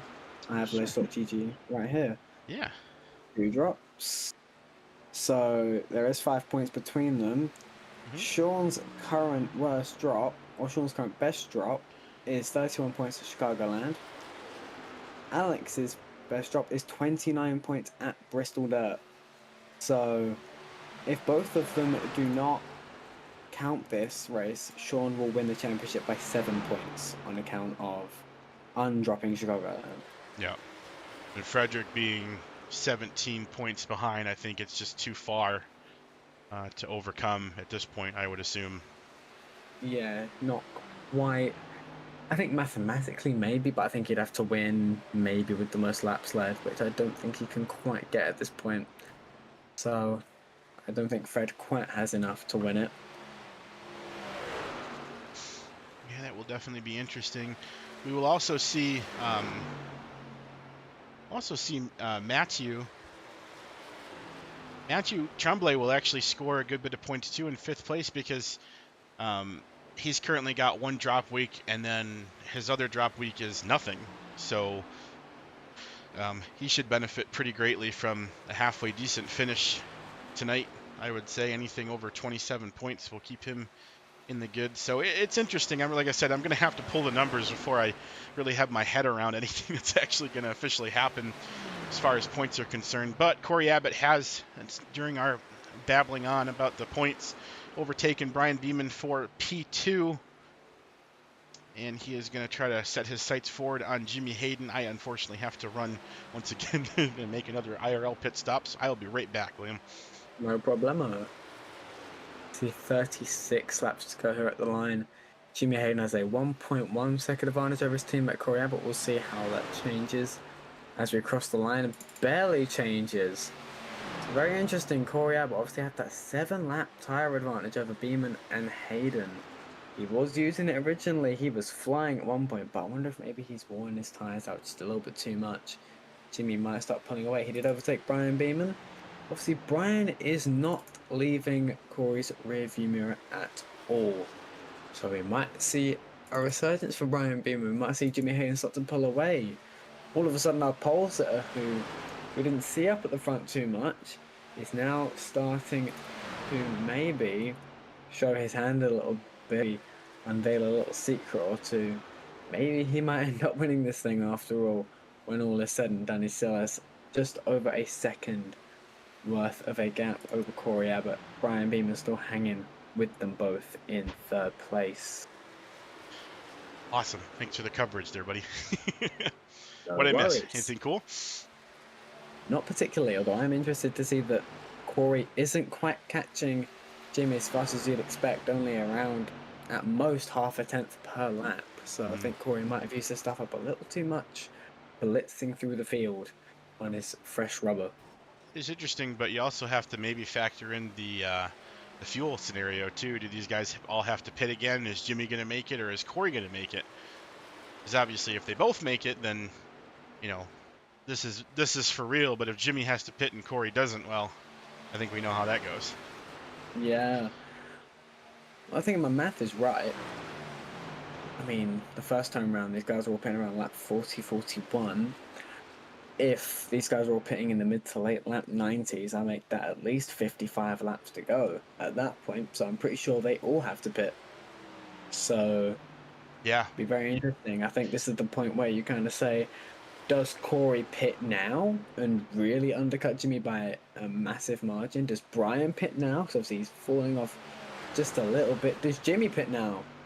And, see that maybe he's kind of fighting a losing battle, trying to keep Corey behind him. Yeah. Maybe Corey, he's want to cut his losses. Corey definitely has the advantage of knowing what is and isn't possible, because him having the most fuel, presumably out of all of the drivers around him, having pit so much later, he'll know for sure whether or not he can make it, and definitely, obviously, with that information, whether or not the guys around him can make it. But Jimmy and Brian will be scratching their heads wondering if Corey, in fact, had saved enough if they're close but can't make it. But Corey did run Jimmy right down, and I think this is going to be the attempt to pass for the lead there. There's 2 to 3 tenths difference still in between each lap there, give or take one rough lap from Corey. But with the draft now, he is there on the back of that 24 machine. So we are fists out for the lead here with coming up on 30 laps to go in our season finale capture the flag contest. Absolutely. I see Corey was kind of stagnating a little bit behind you, but now he's right up on the back bumper, was taking out a couple tenths a lap. Now just 0.3 of a second behind Jimmy. Obviously, having the most fuel out of this leading pack, Corey Abbott also has the most flexibility in his strategy.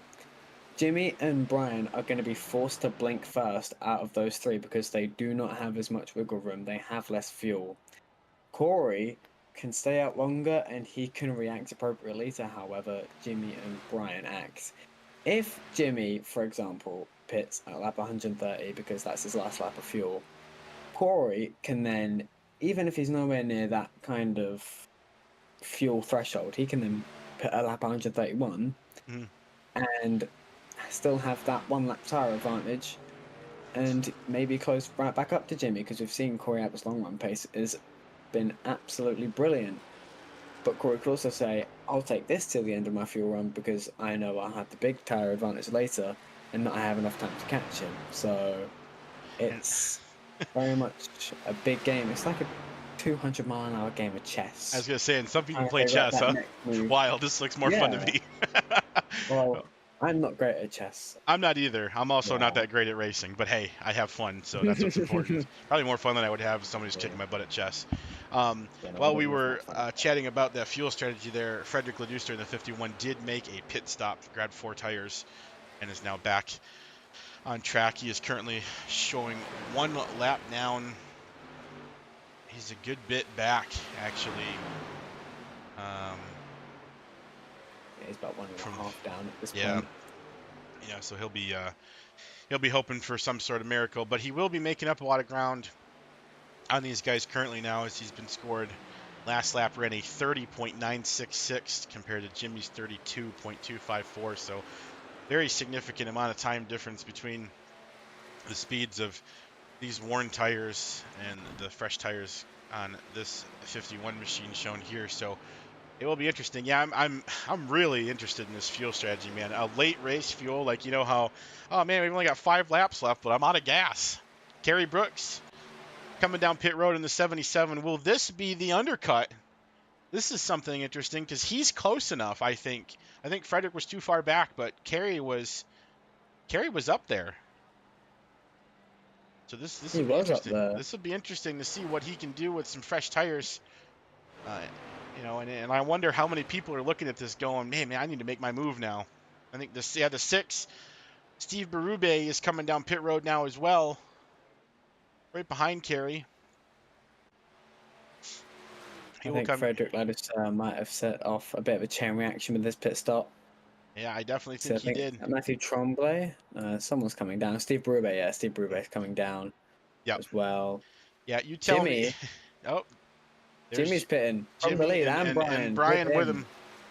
We'll see. Abbott inherits the lead for now. Yeah, we'll see what happens. I think you might be right here. I think we'll see the 21 machine come very next lap, as he will try to not allow Jimmy to get any progress on any undercut whatsoever. Brian as well. But what I was saying is, let me know if you guys think if Frederick wants it right now. Set the fastest lap on lap 123 for himself, a 30.816. I mean, just flying. Flying it. Here comes Corey Abbott. Called it. Very nice just job. Just about gets it slowed down. That was pretty much the maximum he could have got out of that. I saw that tire smoke and I saw flashbacks, man. Go black flags, Corey, please. Oh, man. But we are good. Corey, don't choke again. No, oh, God. No black flags. Hey, going to be one heck of a meeting when you guys talk tomorrow at work. That's your boss there. Yeah, exactly. He knows I love him, really. Yeah, well, absolutely. All right, well, this will be interesting. So it looks like inheriting the lead currently is Matthew Tremblay has the lead. Alex Tupera actually to P2, and Michael Marcotti now P3. None of these drivers, however, have pit since lap 92.87 for Alex Dupere, so he's definitely going to have to come down pit road Yeah, sooner than definitely. later. There For goes sure. Frederick just past Corey, so I think Corey's going to be in P5. When it's all said and done, there's Jimmy.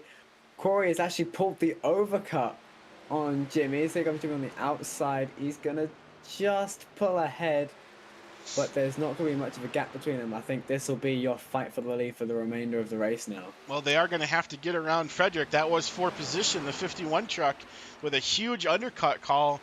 Now, his tires might fall off, but guys, we only have about 20 or so laps to go. So if they're going to fly by him, if I'm Jimmy right now, I'm on the mic with Corey, and I'm like, Corey, listen, let's have our fight once we get clear of Frederick here, buddy, because we got to make sure we catch him. Otherwise, we're going to be fighting for second, and that's not a good position to fight for. You know, you are right. Obviously, Frederick pitted a handful of laps before these guys and set that blitzing 30.81, as you said. Yes. I was completely forgot that he got back on the lead lap after that one. Obviously, about a second and a bit clear of Jimmy. But obviously, tire advantage. These two are going to be flying. With only 20 laps to go, they don't really have to save. Yeah, about seven. Fast laps. Yeah, about 7 lap tire advantage to the 24.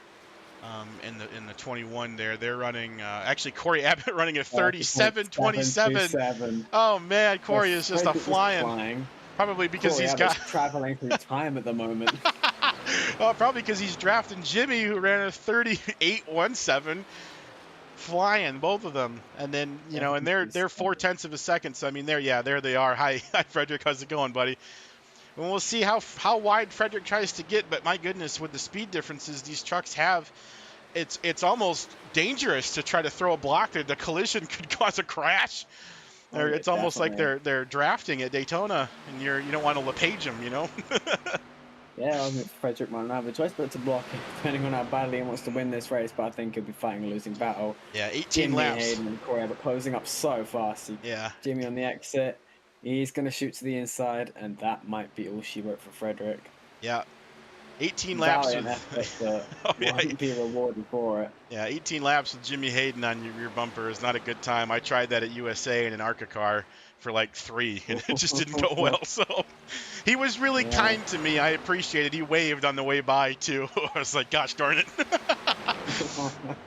What a great time that was, though. ARCA was a time. He's always good to race with. Oh, he's awesome. Yes, sir. Yeah, I have to get my butt going. I got just a few parts left. Oh! Jimmy, big block. There you go. See, now they've got past Frederick. The teammates are fighting. Yeah, the second they cleared the 51, it was game on with these two, man. They're going at it. There is no real tire differential between them at all. Jimmy's got 1 lap older tires than Corey. But I'm going to tell you, buddy, when you've got Jimmy in the lead with some good tires and not a lot of laps to go, second place is a hard place to be. But I'm telling you, Corey Abbott is not a slouch tonight by any means. He has been absolutely flying. We'll have to see how this goes. The laps winding down. I almost wonder if you think Matthews hoping for some sort of caution, and that's why he's staying out. It's his only shot at getting something productive. I think he's going to need one in the next couple of laps. They're both closing in on they're closing in on the 83. He's going to have something to say. Yeah, absolutely. They're both closed in on the 83 currently. That's Michael Marcotte in second place for position right now. He's obviously still not come down pit road to get that 83 truck the fuel that I'm assuming needs to pit. I wish we had that data specifically, but I definitely think that's something that he would need. You see Jimmy trying to get all of that turn he possibly can. He takes every inch and he tries to take one more, man. I'm telling you, something else. What a guy.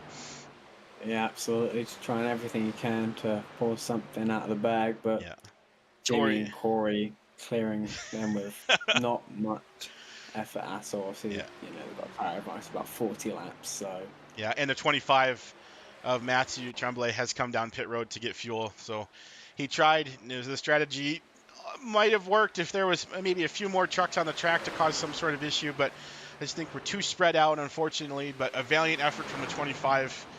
So hats off to him, and got a couple laps led in the season finale. So super, super cool there. But the battle for the lead here is on, ladies and gentlemen. These guys have about, I'm going to say 14, 13 laps left to go. And I think Corey is just sitting in that slipstream, man. He's waiting to strike. He's waiting. He might be saving his tires just a little bit to make the overtake that much easier as they're chopping and slicing and dicing all around the track. I'm sorry, what did you say? Saving something? Oh, man. Yeah, no, Jimmy holding Corey so honest on the bottom. He shuts the door. Definitely not clear, but then all of a sudden miraculously clear. Yeah, definitely not saving anymore, but he might have been saving those last couple laps. Just try and make that overtake a bit easier. I think he forgot he was trying to overtake Jimmy Hayden. Yeah. It's probably the hardest car to overtake out of all of them. Yeah, especially when he's got tires just as good as you. Normally he's fighting an uphill battle and still pulling off some craziness. Now you've got to beat him when he's at your level.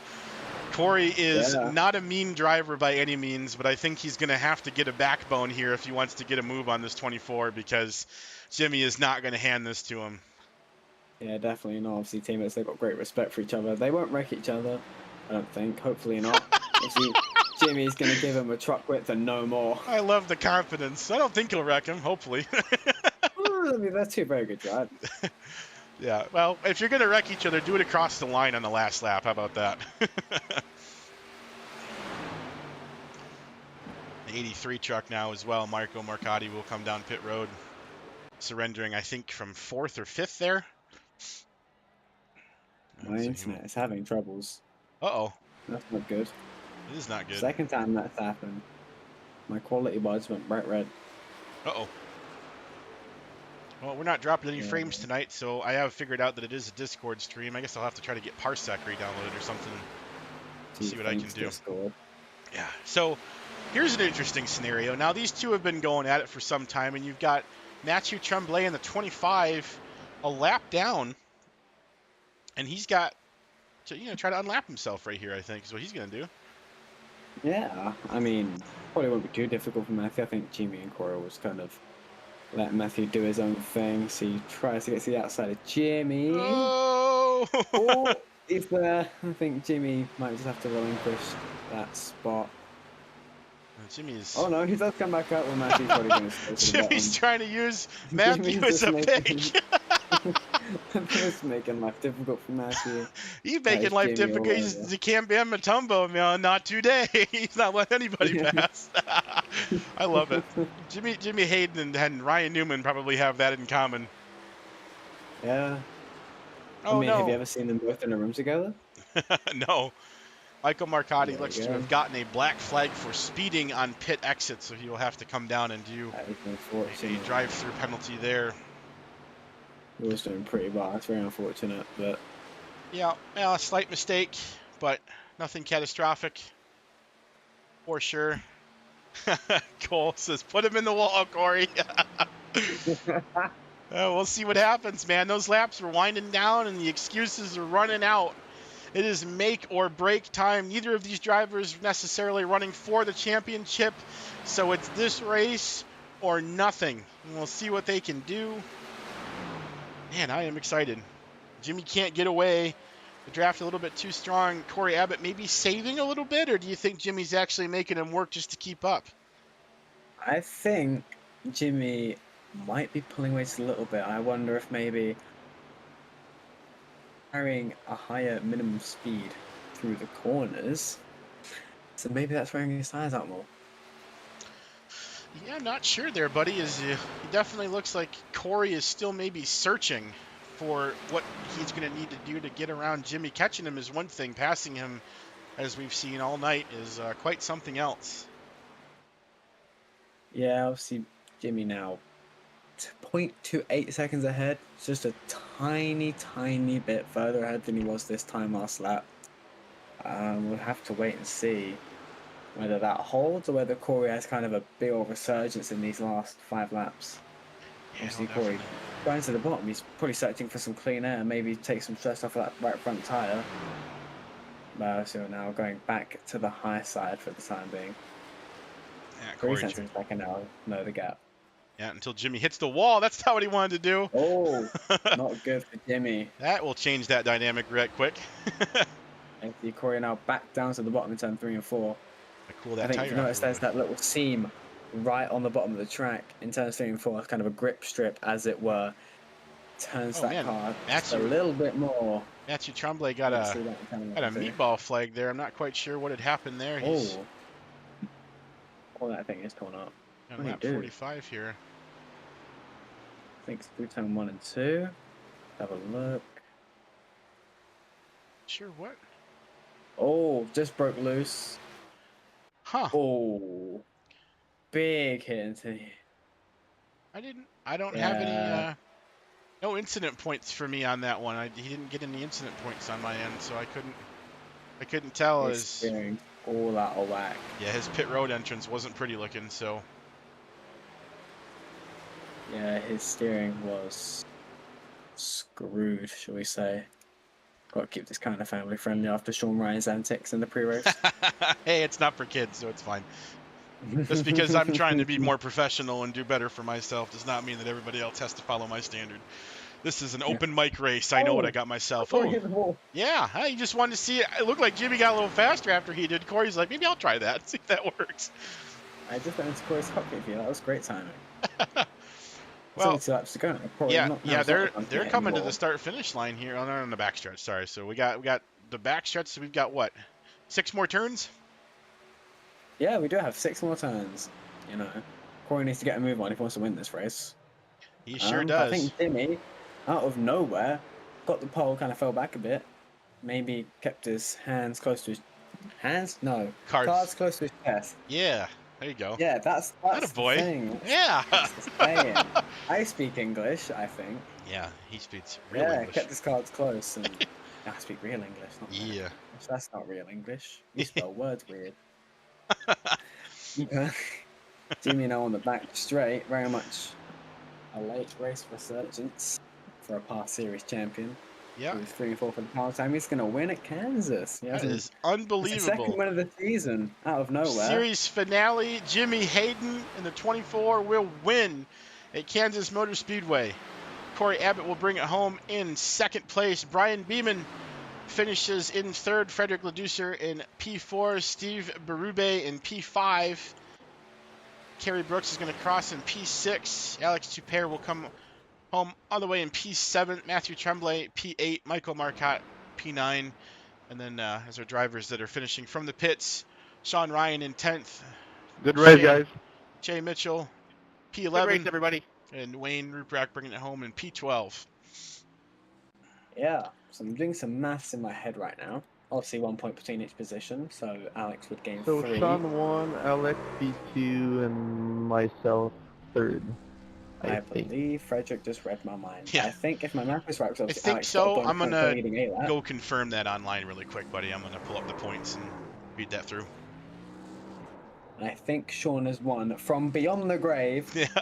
by And yes, 1 that's how point. you won a champ, by pulling someone in the wall. All right, let's see here. All right. So I would need results, edit season. Let's see. Can I on this? Yeah, get results.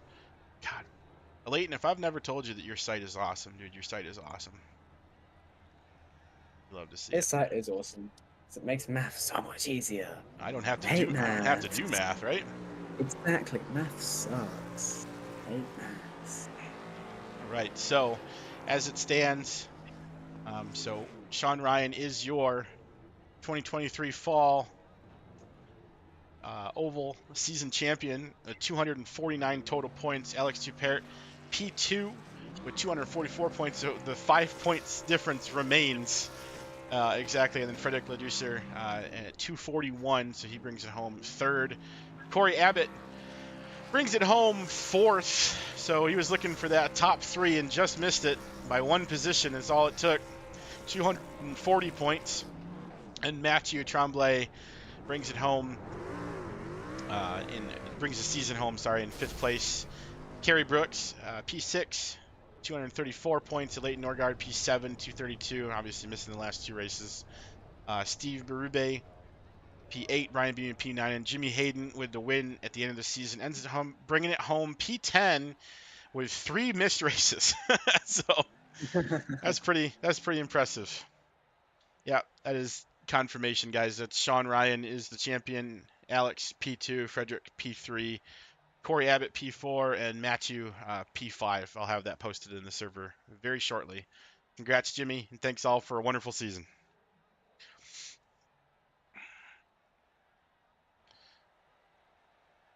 All right. Well, that was a great season. That was pretty stinking cool. I'm ready to do it again. Right? When's next season, William? Tomorrow, please? Yeah, we race on Thursdays now, starting now. No. Yeah, baby. Oh, man. Super cool. Well, I want to see if we can get maybe some post-race interviews here. I know some of it was a little bit heated, but maybe we can jump on It's over. a shame that Sean had to wreck Alex to win that one, though. I mean, it sounds like Alex was jumping the start and he was just blocking him, so I don't know what to say about that. Let's leave it for the two of them, like always, guys. Doing a slingshot here. Sean did it in the past this season, so, I mean, it's just ridiculous. Guys, let's leave it for the two drivers to sort out on their own rather than on here, okay? Like always. Yeah, thank you, Kerry. All I'm gonna say is it just sounds like hard racing. That's all it was. Appreciate it, guys. Echo Kerry on that one. We'll let them sort it out. I did some reviewing too, and I'll chat with the drivers at some point, but I don't want one incident like this to ruin an awesome season that we did have. So if we need to chat about that, I'm definitely here. Probably not tonight, but anytime after tonight. And if we need to chit chat, that's what I'm here for. That's what Race Control would do. So we will work through it, but I appreciate it either way, and I'm hoping that we can have a kick-ass season come next season. So thanks, guys. All right, well, we got Corey Abbott and Kerry Brooks up in Kerry's channel, so maybe we'll go meet with him and see what he's got going on. Sounds good. All right, let's roll in there. So Bada being bing. that far back, I decided I'd try and take two to see if I could jump some, but it was no good. No It was good. good for a few laps, and it was no good. But yeah, it's too bad. I think three of us would have had a nice battle up there. Oh well. Awesome. Awesome stuff. Fun to watch. Corey, What's man. up? Corey, man, it was so close, man. GG's a great race. Yeah, I had to pick Jimmy and Mitch. You guys were in another one I had to pick, so I went with I always go to Kerry's. Okay. So, Sally. Oh, good. So, well, it was another exciting race for a lot of different reasons. Some of them good, some of them not so good. But hey, we take the good with the bad. So I have nothing but good things to say once again about the best community on the service, Right. if I do say so myself. So, but yeah, so results for tonight as shown. I think I showed everyone the championship before I showed them the actual race. So Jimmy Hayden brings it home in first place with Corey Abbott, a close second, and Brian Beeman finishing off with the podium position. Frederick Leducer P4 and Steve Berube P5. Then on back to Kerry Brooks in 6th, Alex Tupert in 7th, Mathieu Tremblay in P8, Michael Marcotti P9, Sean Ryan finishes 10th, Shay Mitchell in P11, and Wayne Ruprecht P12. Sorry, did I mess that up? Okay, so I was watching the stream since I had that incident earlier. I'll explain Yeah. later. I'll You explain said later. Che. Oh, Shay. You Yeah. said Che in the stream, and Listen. now we're in here. You say my name straight, like Listen. as Che. and Listen, it's like, I yeah. have this disorder. It's called I'm stupid, and so it's hard to pronounce things. There's so much good, pressure. man. I've got these dudes with these badass French names that I'm just awful at pronouncing, and then I get to you, and I'm like, his name's Mitch, but it's the second word, not the first one. And then my brain runs through, wait, how do you say the first one again? Oh, man. Oh, so my bad. But it's fine. I'm just razzing you. I get a laugh out of it. someone's got to, right? All good. Indeed. But yeah, so definitely an interesting one for sure. We had some early action in that one, actually. There was a lot of really intense racing in the beginning, and then I think the field kind of spread out in the middle We had our one caution, which brought everybody back together. Some more contact there, and then spread back out. And a bunch of undercutting strategies and conflicting fuel scenarios and all that to make for quite an interesting race. I see chat's kind of going off, so I was going to keep an eye on that. Carrie, I don't know if you want to just make sure that everyone stays happy and friendly. But yeah, so we got a few of the drivers in here tonight. Trying to see who we can start with. I guess I can start with Jimmy since you won. That makes that kind of simple, huh? So, Mr. Jimmy Hayden, congratulations. So, 3 missed races this season, and you still come home 10th in the championship with 2 wins, one at Bristol Dirt and then the season finale here at Kansas. How does that feel?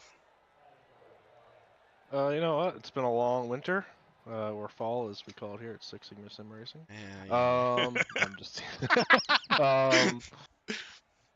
Yeah, no, it's been long. I was doing another league, had a couple of leagues going on with the Road League and some Drive Smart stuff and all that, and I've just had like very little energy. So the races I could make it to, I gave it my all, and some I had to miss, unfortunately. But I had a lot of fun. I'm not a huge like intermediate like truck guy. Um, not my cup of tea, but you know, I knew what I needed to do tonight and made it work. Right on, dude. Well, you definitely did a heck of a job at that. You and Corey were battling there. I wasn't sure who was going to undercut who or what happened there, but either way, it was definitely exciting watching the sparks fly for you two at the end of the race there, being the end of the season. So yeah, looking forward to maybe what we can get into next season. Any thoughts on maybe what you'd like to see then? Short tracks, Short tracks. late models. I don't know, something like something where you could just really just drive the heck out of them. Like I really like personally am not a big fan of just, you know, pedaling it the whole race, saving your tires, getting lucky on strategy, or I don't know. I just like going, you know, pedal to the metal, racing real hard all race, and that's my cup of tea. That's where I have the most fun. But I don't complain. I have a lot of fun with you guys. You guys do a great job, and happy to keep racing with you guys no matter what. Awesome, dude. Well, thanks. Appreciate that, and we'll look to see maybe more short tracks next season. We'll see what William thinks about that, because you're in charge next season, right, William? Oh yeah, definitely. I run everything here now. Yeah, I gave him the keys halfway through that stream. I don't know if you guys saw it or I not. don't know if you guys noticed.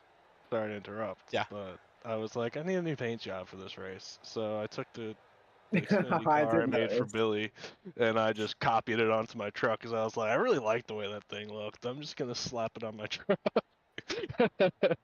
And she was quick, so let's see if Billy can go as fast as I did tonight. I can ka-chow, okay? I can ka-chow.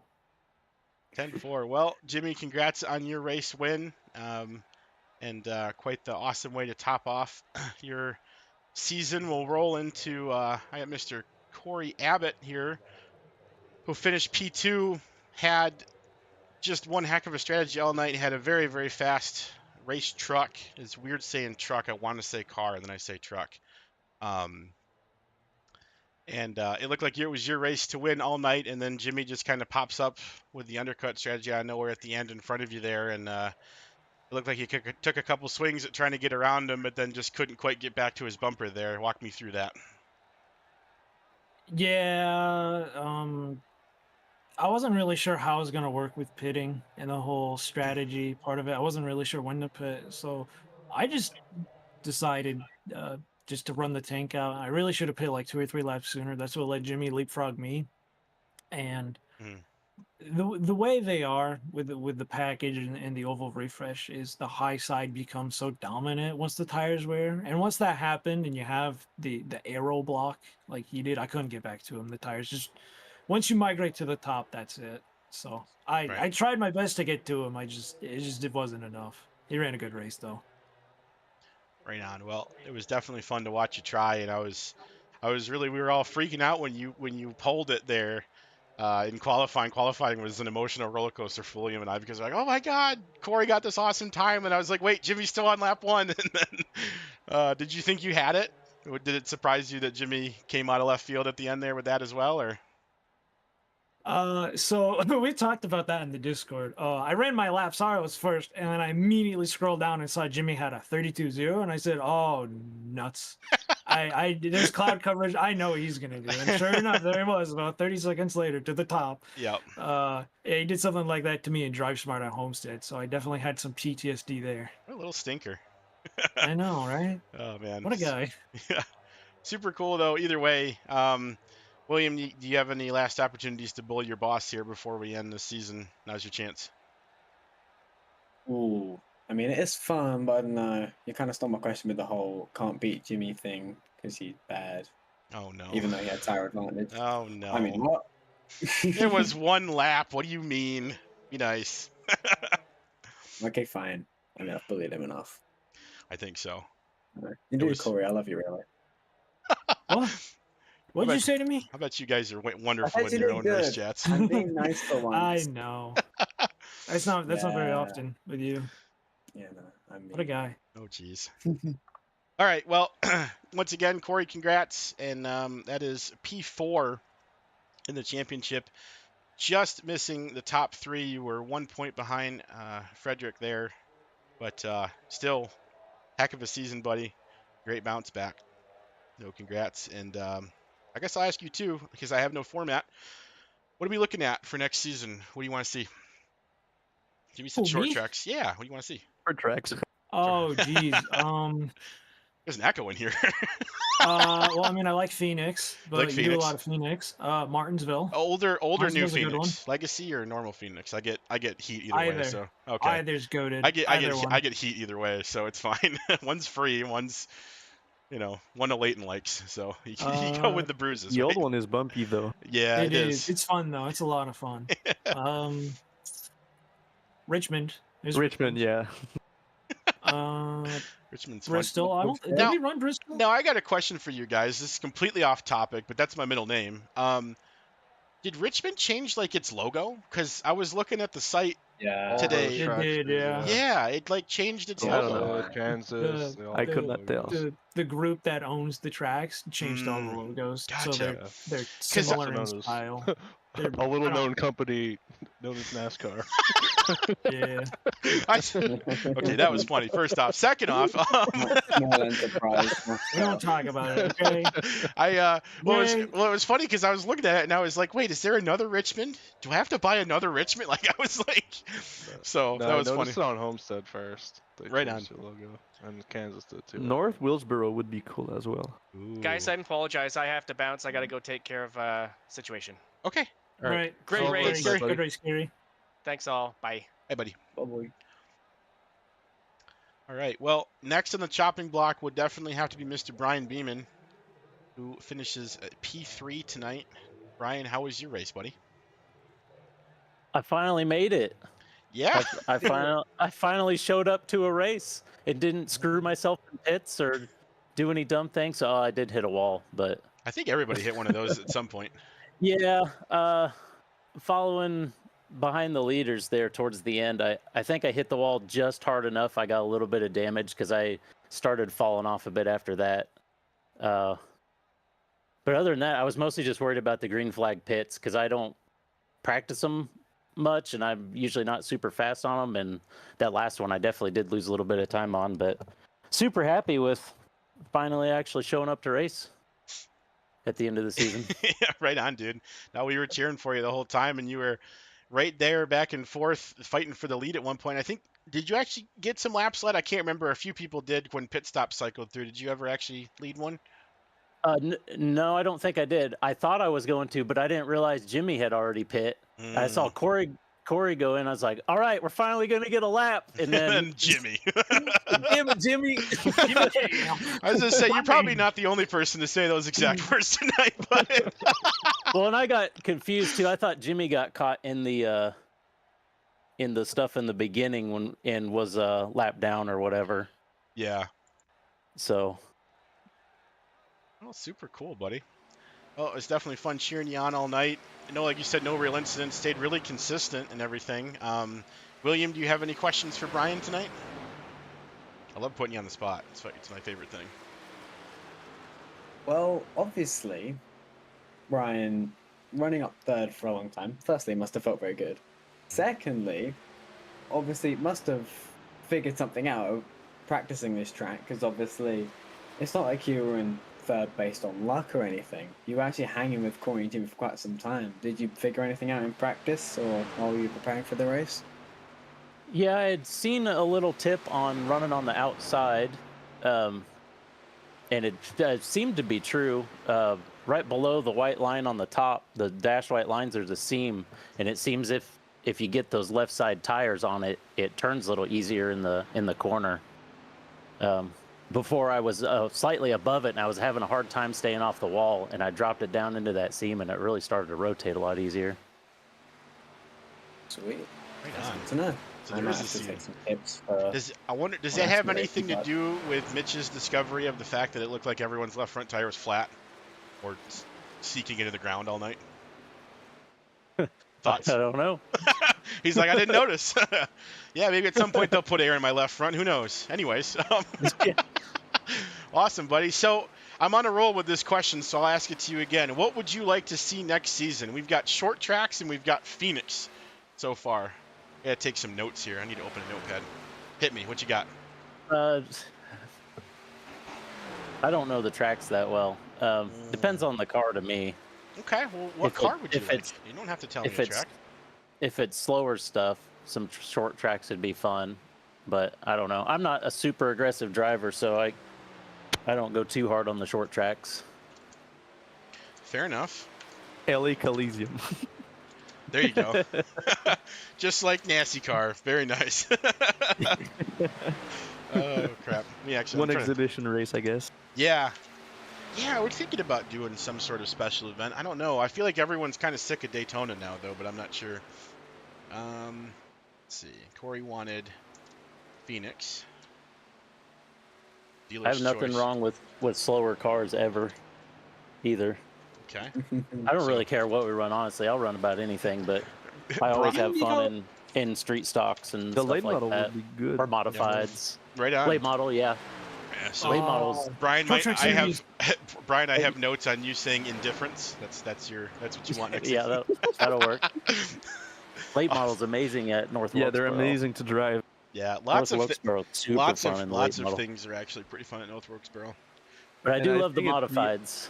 Yeah. It's the only car you can lift the rear bumper without raking the guy. Yeah. Right on. Stormod's a little too fast. Well, we'll just have to see what happens. And that would be slower too, so maybe that's the theme. Maybe it's like slower cars with short tracks or something. Let's give that instead of indifference. Yeah, we'll go with that. Slower cars for closer racing.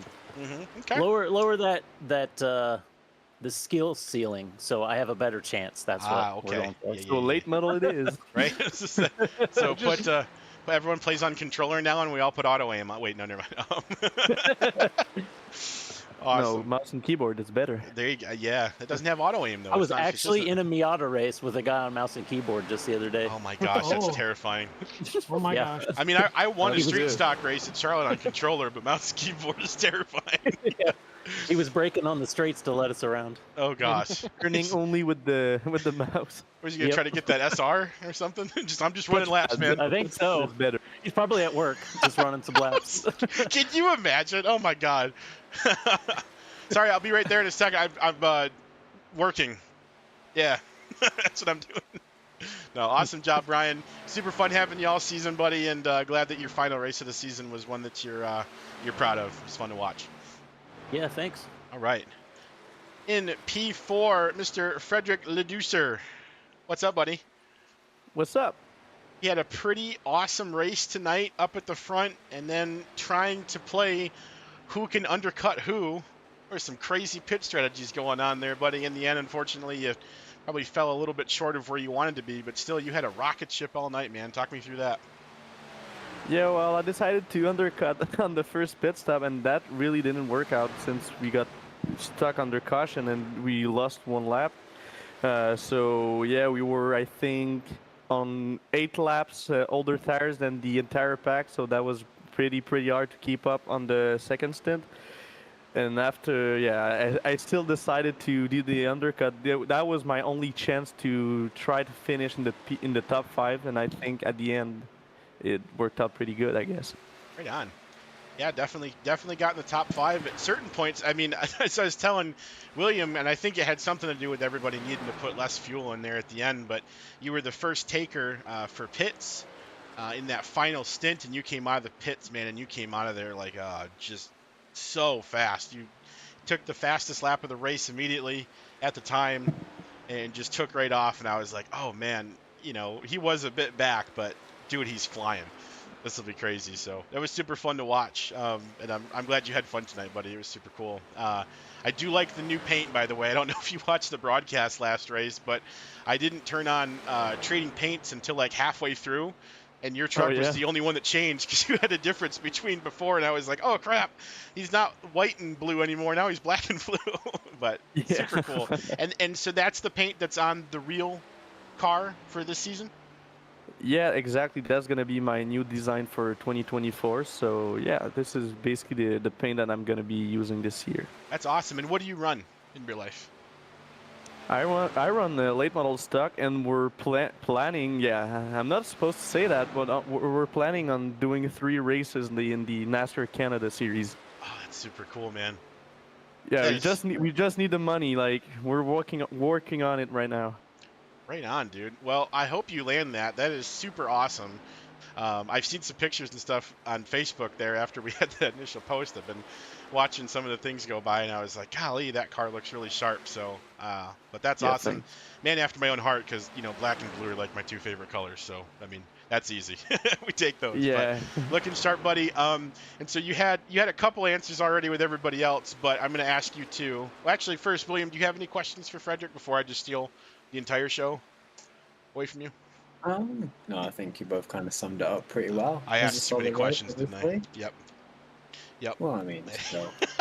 You can tell me to shut up, man. It's okay. Listen, I'm not great at questions anyway. It's fine. What do you mean you've had wonderful questions so far? Will, take notes. Take notes. Yeah, not for me. Don't take notes from me. Yeah. I don't take notes. See everything Ben does and just don't do that. Easy. There you go. All right, Fred. What do we want to see next season, buddy? What are you thinking? I would say late models would be cool. Late models are amazing to drive. They have a lot of grip, and yeah, it's not like the. I'll take as an example the Cups or the Xfinity car. As soon as you touch like the rear bumper in the corner, you spin the guy out. Like you can actually lift the guy without wrecking him. So that's pretty cool with the late models. And racing on short tracks would be amazing as well. So I have to admit, it's hilarious that your biggest pro to late models is you can hit people and they don't spit out. So I'm like, I wonder what he would do if we ran late models. No, it's not about wrecking people. No, it's I get it. Moving people. Yeah, out of the way, yeah. The short track, the little bump and run. Absolutely. No, we talk about it all the time for sure, and it's definitely something that it's just part of racing. This is what it is. So, and those cars promoted. I've run a couple of the late model races. Actually, ran one with Brian, I think, when we were at North Wilkesboro, and that was a lot of fun. So, he was faster than me, but it's okay. So, super cool. Well, we'll keep that. I'm actually making these notes now, and I will, for those of you that are new this season, at the end of every season, I'm not sure if Brian's going to follow suit for road or not, because he has been, but we put out kind of like a survey that you can take that kind of asks you a bunch of questions about what you thought about the different parts of the season, and then like some open area where you can kind of type in things that you would like to see next season, all that stuff. So I'm taking these notes, and that will also come out probably sometime this weekend for those of you that did participate, and we can talk about maybe what we want to do next season. I know there's been some talk about wanting to add a dirt league as well. There's been some rumblings there, so we'll see what happens. I'm not making any guarantees, but I would definitely like to offer it up if there was enough drivers and everybody was just doing it for fun and it was easygoing, for sure. But awesome season, Fred. You had a great run, man. and definitely one of the sharpest looking trucks out there. So thanks for showing up, and I appreciate you. And we'll see you next season. Yeah, thanks. Yeah, let's see us next season. All right. Sounds good. So after Fred, I have, and I keep calling you Fred. I don't know if you actually, Frederick is the name, but that's a, Yeah, but I always get called Fred because I don't really like my name Frederick, so oh, I prefer getting called Fred. So what's that's a cool perfect. name? It's spelled so much cooler than Frederick would be spelled in the States. I just, your guys' names are just so much better than ours. It's just, I don't know. No, but well, it's the same spelling. It's just my parent that decided that it was gonna be different. Well, you know what? Yeah, it makes it unique, and unique is cool. So we like that. Yeah, I guess. Coming from a guy named Ben. Yeah, I know. Awesome. Well, Steve and Carrie aren't here with me tonight, so Alex, my dude, I think you are my next victim on the chopping block. So tonight was, how do I put this? Probably not the race that you wanted to have. And there were some issues that we saw on track that have been discussed in chat. So other than that, which we can definitely take offline if you want to, because I'm definitely open to discussing it. But how did the race go, bouncing back from that, and then you kind of your season as a whole, finishing second the first time with us, and otherwise all that good stuff. Yeah, I mean, in general, it's not bad being P2, but Right. if I look at today, it sucks a little bit. Yep. No, I like I said, I'm not gonna sit here and tell you that, hey, just be happy and smile. Like I totally get it, buddy. Yeah. We got some stuff that we'd like to chat about. As we saw, I mean, we watched the replay of the incident and stuff during the race there and everything. So I definitely would like to look at that some more and whatnot. And it's unfortunate, but like I said, and I think Jimmy put it really well in chat. I hope one incident doesn't ruin an entire awesome season of really great racing with a bunch of you guys. And I legitimately think we are still one of the best, if not the best leagues. I just hope we can find some more oval guys this season.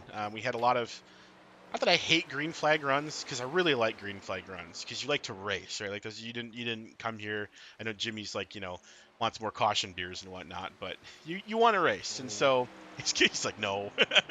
So it would be cool if we had even a few more trucks out there, even if the goal wasn't to bring cautions, but at least the strategy to have 15, 20 drivers every week, kind of like what we've got going on over on the road right now. So hopefully we can get the feelers out there and find some more awesome groups like you guys in LAS coming on this season. Was a huge W in my opinion, huge plus.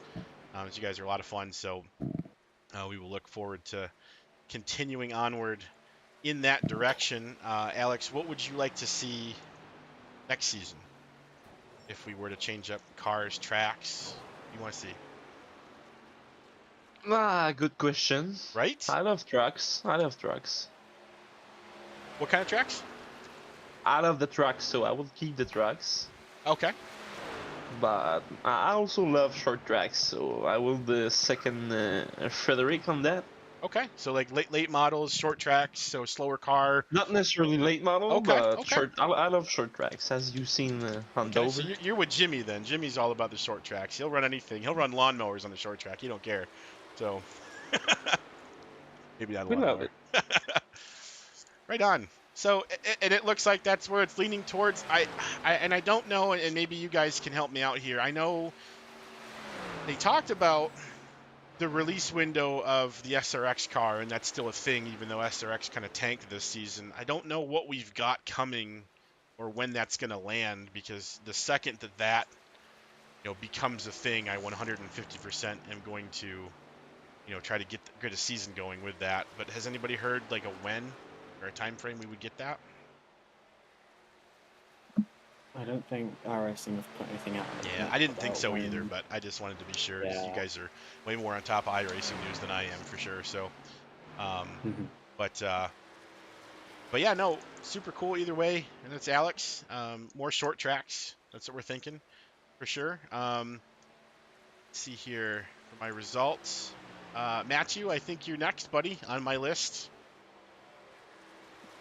Well, if you're still in here, I see. There he is. So we saw tonight Maybe not the finish you wanted, but gosh darn it, you were in a really prime position there towards the end of the race, leading with a pretty good advantage, maybe really hoping to see if you could get that caution to come out so you could come in and get your splash of fuel that you needed and try to stay competitive towards the end of the race. Was that the plan, or were you just trying to stretch it, see if you could make it? Yeah, exactly. It was a plan because I didn't run a single lap since like 10 minutes before the race, so Right. uh, so I'm doing what I can tonight with what I got. So yeah, I try something and I try to help Alex for sure when I can, but Yep. still we did it clean. We could put a yellow and try to do something, but we are not this kind of drivers, so Right. we're racing clean. So Yep. not gonna be of. I'm gonna be honest. We are disgusted by what we saw because we could change the race and we didn't. Right. We didn't make it. So, but anyways, it Yep. is what it is. At the end, we run for fun. It's like a fun league with 12 drivers. So I'm surprised to see this kind of thing. So Yep. that's what really shocked me, honestly. But with that said, like Jimmy said, we don't. The season was awesome. So Right on. not gonna look at one incident to make it all the season on this. So Yep. this is it is what it is. So Yep. yeah, but for tonight I just try something and hope for yellow, but Yeah, it man. didn't come. So yeah. Yeah, and then I didn't see, I couldn't see it.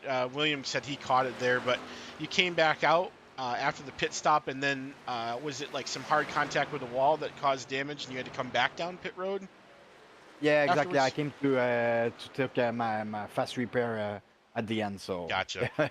yeah, I just tried to put it to the floor, and Yeah, man.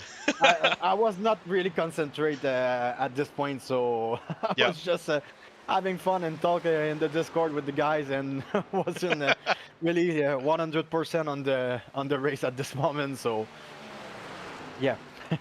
Right on, dude. Well, I appreciate it either way, and looking forward to what we can get into next season. Did you have anything to add to our growing list of suggestions for what to run next season?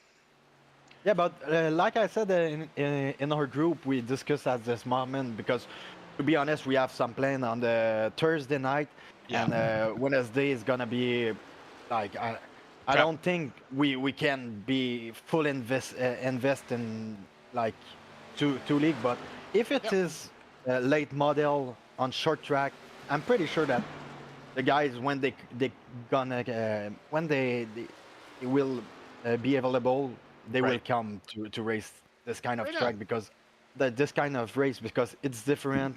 We can have fun, and even if we are 10 or 15 guys, we're gonna have action all night all Right. night long. So Right, because you're close all the time. uh, Yep, for sure. yeah, exactly. So if it is that, I don't say that everybody's gonna be there week after week, but pretty sure that when they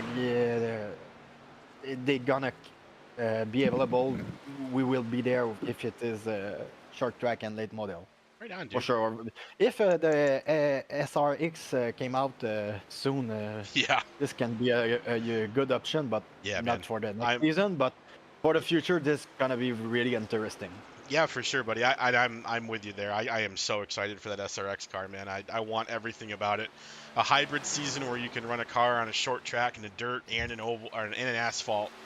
You know, I mean, the truck does, but I mean, this is like 50-50 dirt and asphalt, so that'll be really stinking cool. And I can't wait. I'm really bummed that they couldn't have the season in real life. They couldn't get their funding together this season, but I really hope that the car coming to SRX and hopefully more eyes on it will help them kind of make a resurgence and maybe make a comeback, because that was a stinking cool race to watch. So, but great job tonight, buddy. I appreciate you as always. Good effort out there, and hope you had a blast. We'll see you when you can next season, buddy. We'll be here for you anytime Yeah, you got thank time. you. Yeah, man. All right, thank you guys. All right, so after Matthew, I think, Mitch, you are the last one that I've got, buddy. last but certainly Still not here? least. Yeah, man. Heck yeah. So tonight, Oh, what a was fun not. season. Yeah, right on. Yeah, you had a heck of a season over there in road too, trying to master the stinking LMP3 car. Way to make the truck look like an easy thing to drive compared to that thing. Holy cow! Freaking Brian one upping me all the time and whatnot. Stinker. So Yeah, no. tonight wasn't maybe the ideal scenario. We had a little bit of you said you had some pre-race issues, and then of course, obviously your game kind of locking up on you there for a second, giving you a good scare, and you decided it'd be best to kind of park it after that moment. But Yeah. before all of that went wrong, how did it feel out there tonight? It was good. I get used to the track. I think it's the first time I've driven here as well. Yep. Kind of getting a grip for it. I felt okay. You guys have known I kind of stick to the back, but I try to keep with everybody Right. in the back. Yeah. Yeah, this time, I just couldn't get the hang of it. I had that issue. I don't know what happened. Actually, my clutch dropped, the brakes locked up, and the throttle just went full. And my screen wasn't moving. Oy.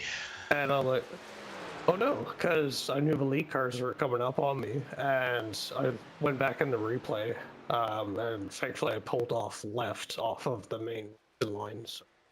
Yep. That kind of gave me a scare there. So after that, I just wasn't comfortable with it. Didn't want it to happen again, so I just pulled off from the race. So.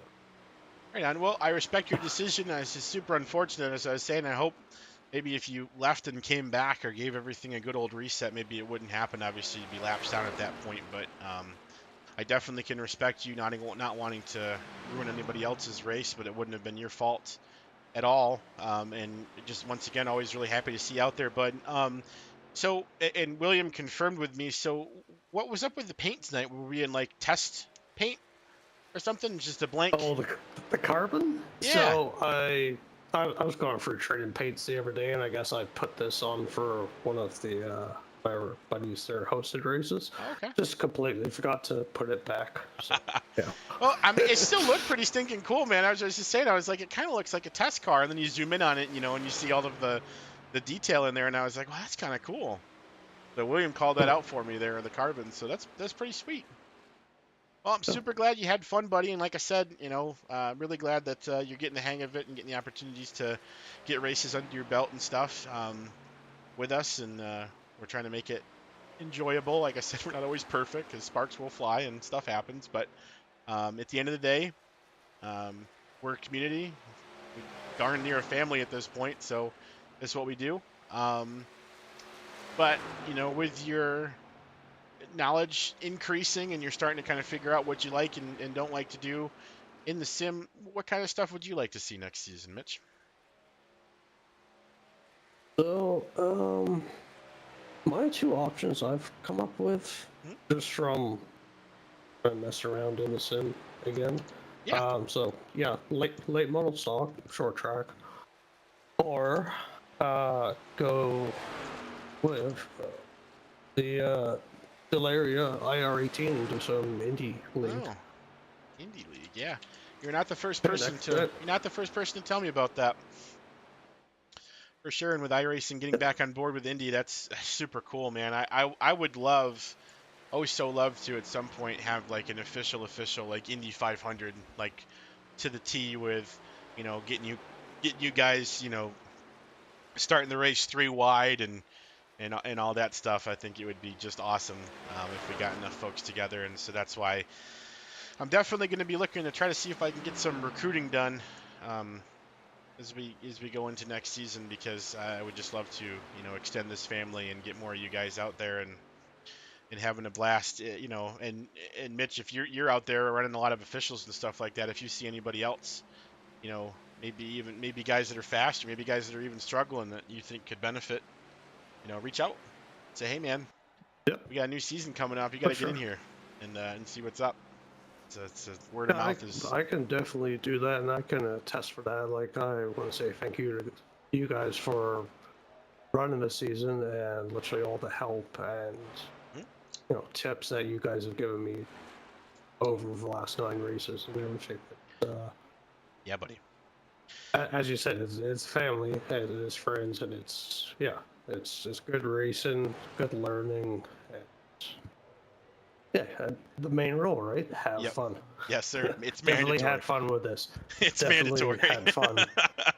For sure, buddy. Well, I'm super glad that you're having the success that you are, but also understand that you can be given all of the tools and all the advice and all the right answers and stuff, but you still have to take them in stride, and that's something that you continue to do extremely well. So be very proud of yourself for that, and I hope that whatever we get into going forward, either on the road or oval or dirt or whatever the heck we end up doing, I hope that you have the time for it and can really jump in there and have a lot of fun as always. 'Cause that's what it's about. So super cool. Maybe I'll get my stinking rig fixed and maybe I'll run some of the road stuff with it next season. Wouldn't that be something? You should, yeah. All right. Next on your list Right. is some endurance racing too, buddy. Got to get that in there and the officials. I've been practicing GT for Yeah, buddy. 6. They're fun. So I just gotta get my road license up a bit. So There you go. And while you're at it, can you reach out to Ford and tell them to put the stinking Mustang in for the GT3 already? That'd be great. Thank you. Yes. Awesome. All right, cheers, man. All right, thanks so much, Mitch. Well, Have a good William, night. you too, buddy. Well, William, Yeah, have a good night. it is down to the two of us, man. It's just the two of us. What the heck, man? What a great season. It's a lot of Definitely some sparks, like I said, not an incident-free race, but we get those, and I think, ultimately, people are a little bit heated about it, but I think it's just people competing for a championship and, Yeah. things that happen that It's built gonna up be to, like that. yeah, just stuff that happens, man. So I completely, I can understand, and we'll just work through it and chat with some of the guys to try to get a couple different sides of it maybe and all that. But I'm not going to dwell on it because it was an awesome season either way. We had some great racing. Yeah.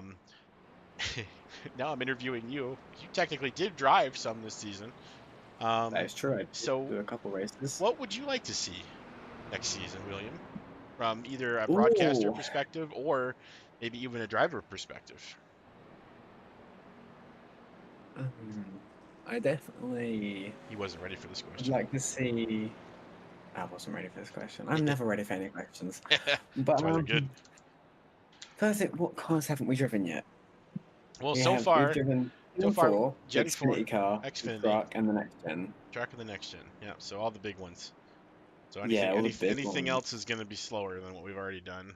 Well, it depends. I mean, Mhm. super late I model is don't know. probably faster on short tracks than like the truck would be, because it's faster than Cup at Bristol, Yeah. so it flies. But it's also on drugs. I won't specify which, but it's on them. Maybe all of them. I'm gonna go into my content and see what oval cars actually exist. I Ooh. forget. Yep. So, and we did Ooh. run a Legends race at North Wilkesboro for a special event as well. That is true. There's the 87s. Yep. Or the car tomorrow. That would be cool. Obviously, no Corey. restricted plates. Yeah, Corey has mentioned that multiple times. What Corey's actually done, and it's a really interesting league idea. Is he's actually put up the offer for maybe taking like the car of tomorrow or whatever, since that's essentially what is now the ARCA car for real life stuff, and then taking the power out of it to the most you can and running it as like a pseudo ARCA league with next gen cars. That'd be cool. Yeah, and I always thought that was a really neat idea because that's not something that you just see people out there doing. So yeah, that would be pretty neat. I also didn't realize in chat, Tiago says, Hello, Sean. "Fine, Ben, I'll make a stewarding decision on this. I vote all drivers guilty except for Beeman. Beeman gets the race win. Sorry, rest of field." Yep, fair enough. I completely agree. So unofficially, Brian is the champion. No, I'm just kidding. Very cool. Well, I won't keep dragging this out. We'll get on and get out of here, and I will talk to you guys sometime next season. We'll see how long that lasts, and not sure if we're going to try to put a special event in between here or not, or whatever. I don't know if everybody's sick of Daytona or what we want to do and all that stuff, but either way, you guys all have a fantastic evening. Thanks for watching, past, present, and future. Hope you all enjoyed. Congratulations to Jimmy, Sean, and the rest of the folks, and we will catch you all in the next one. See ya.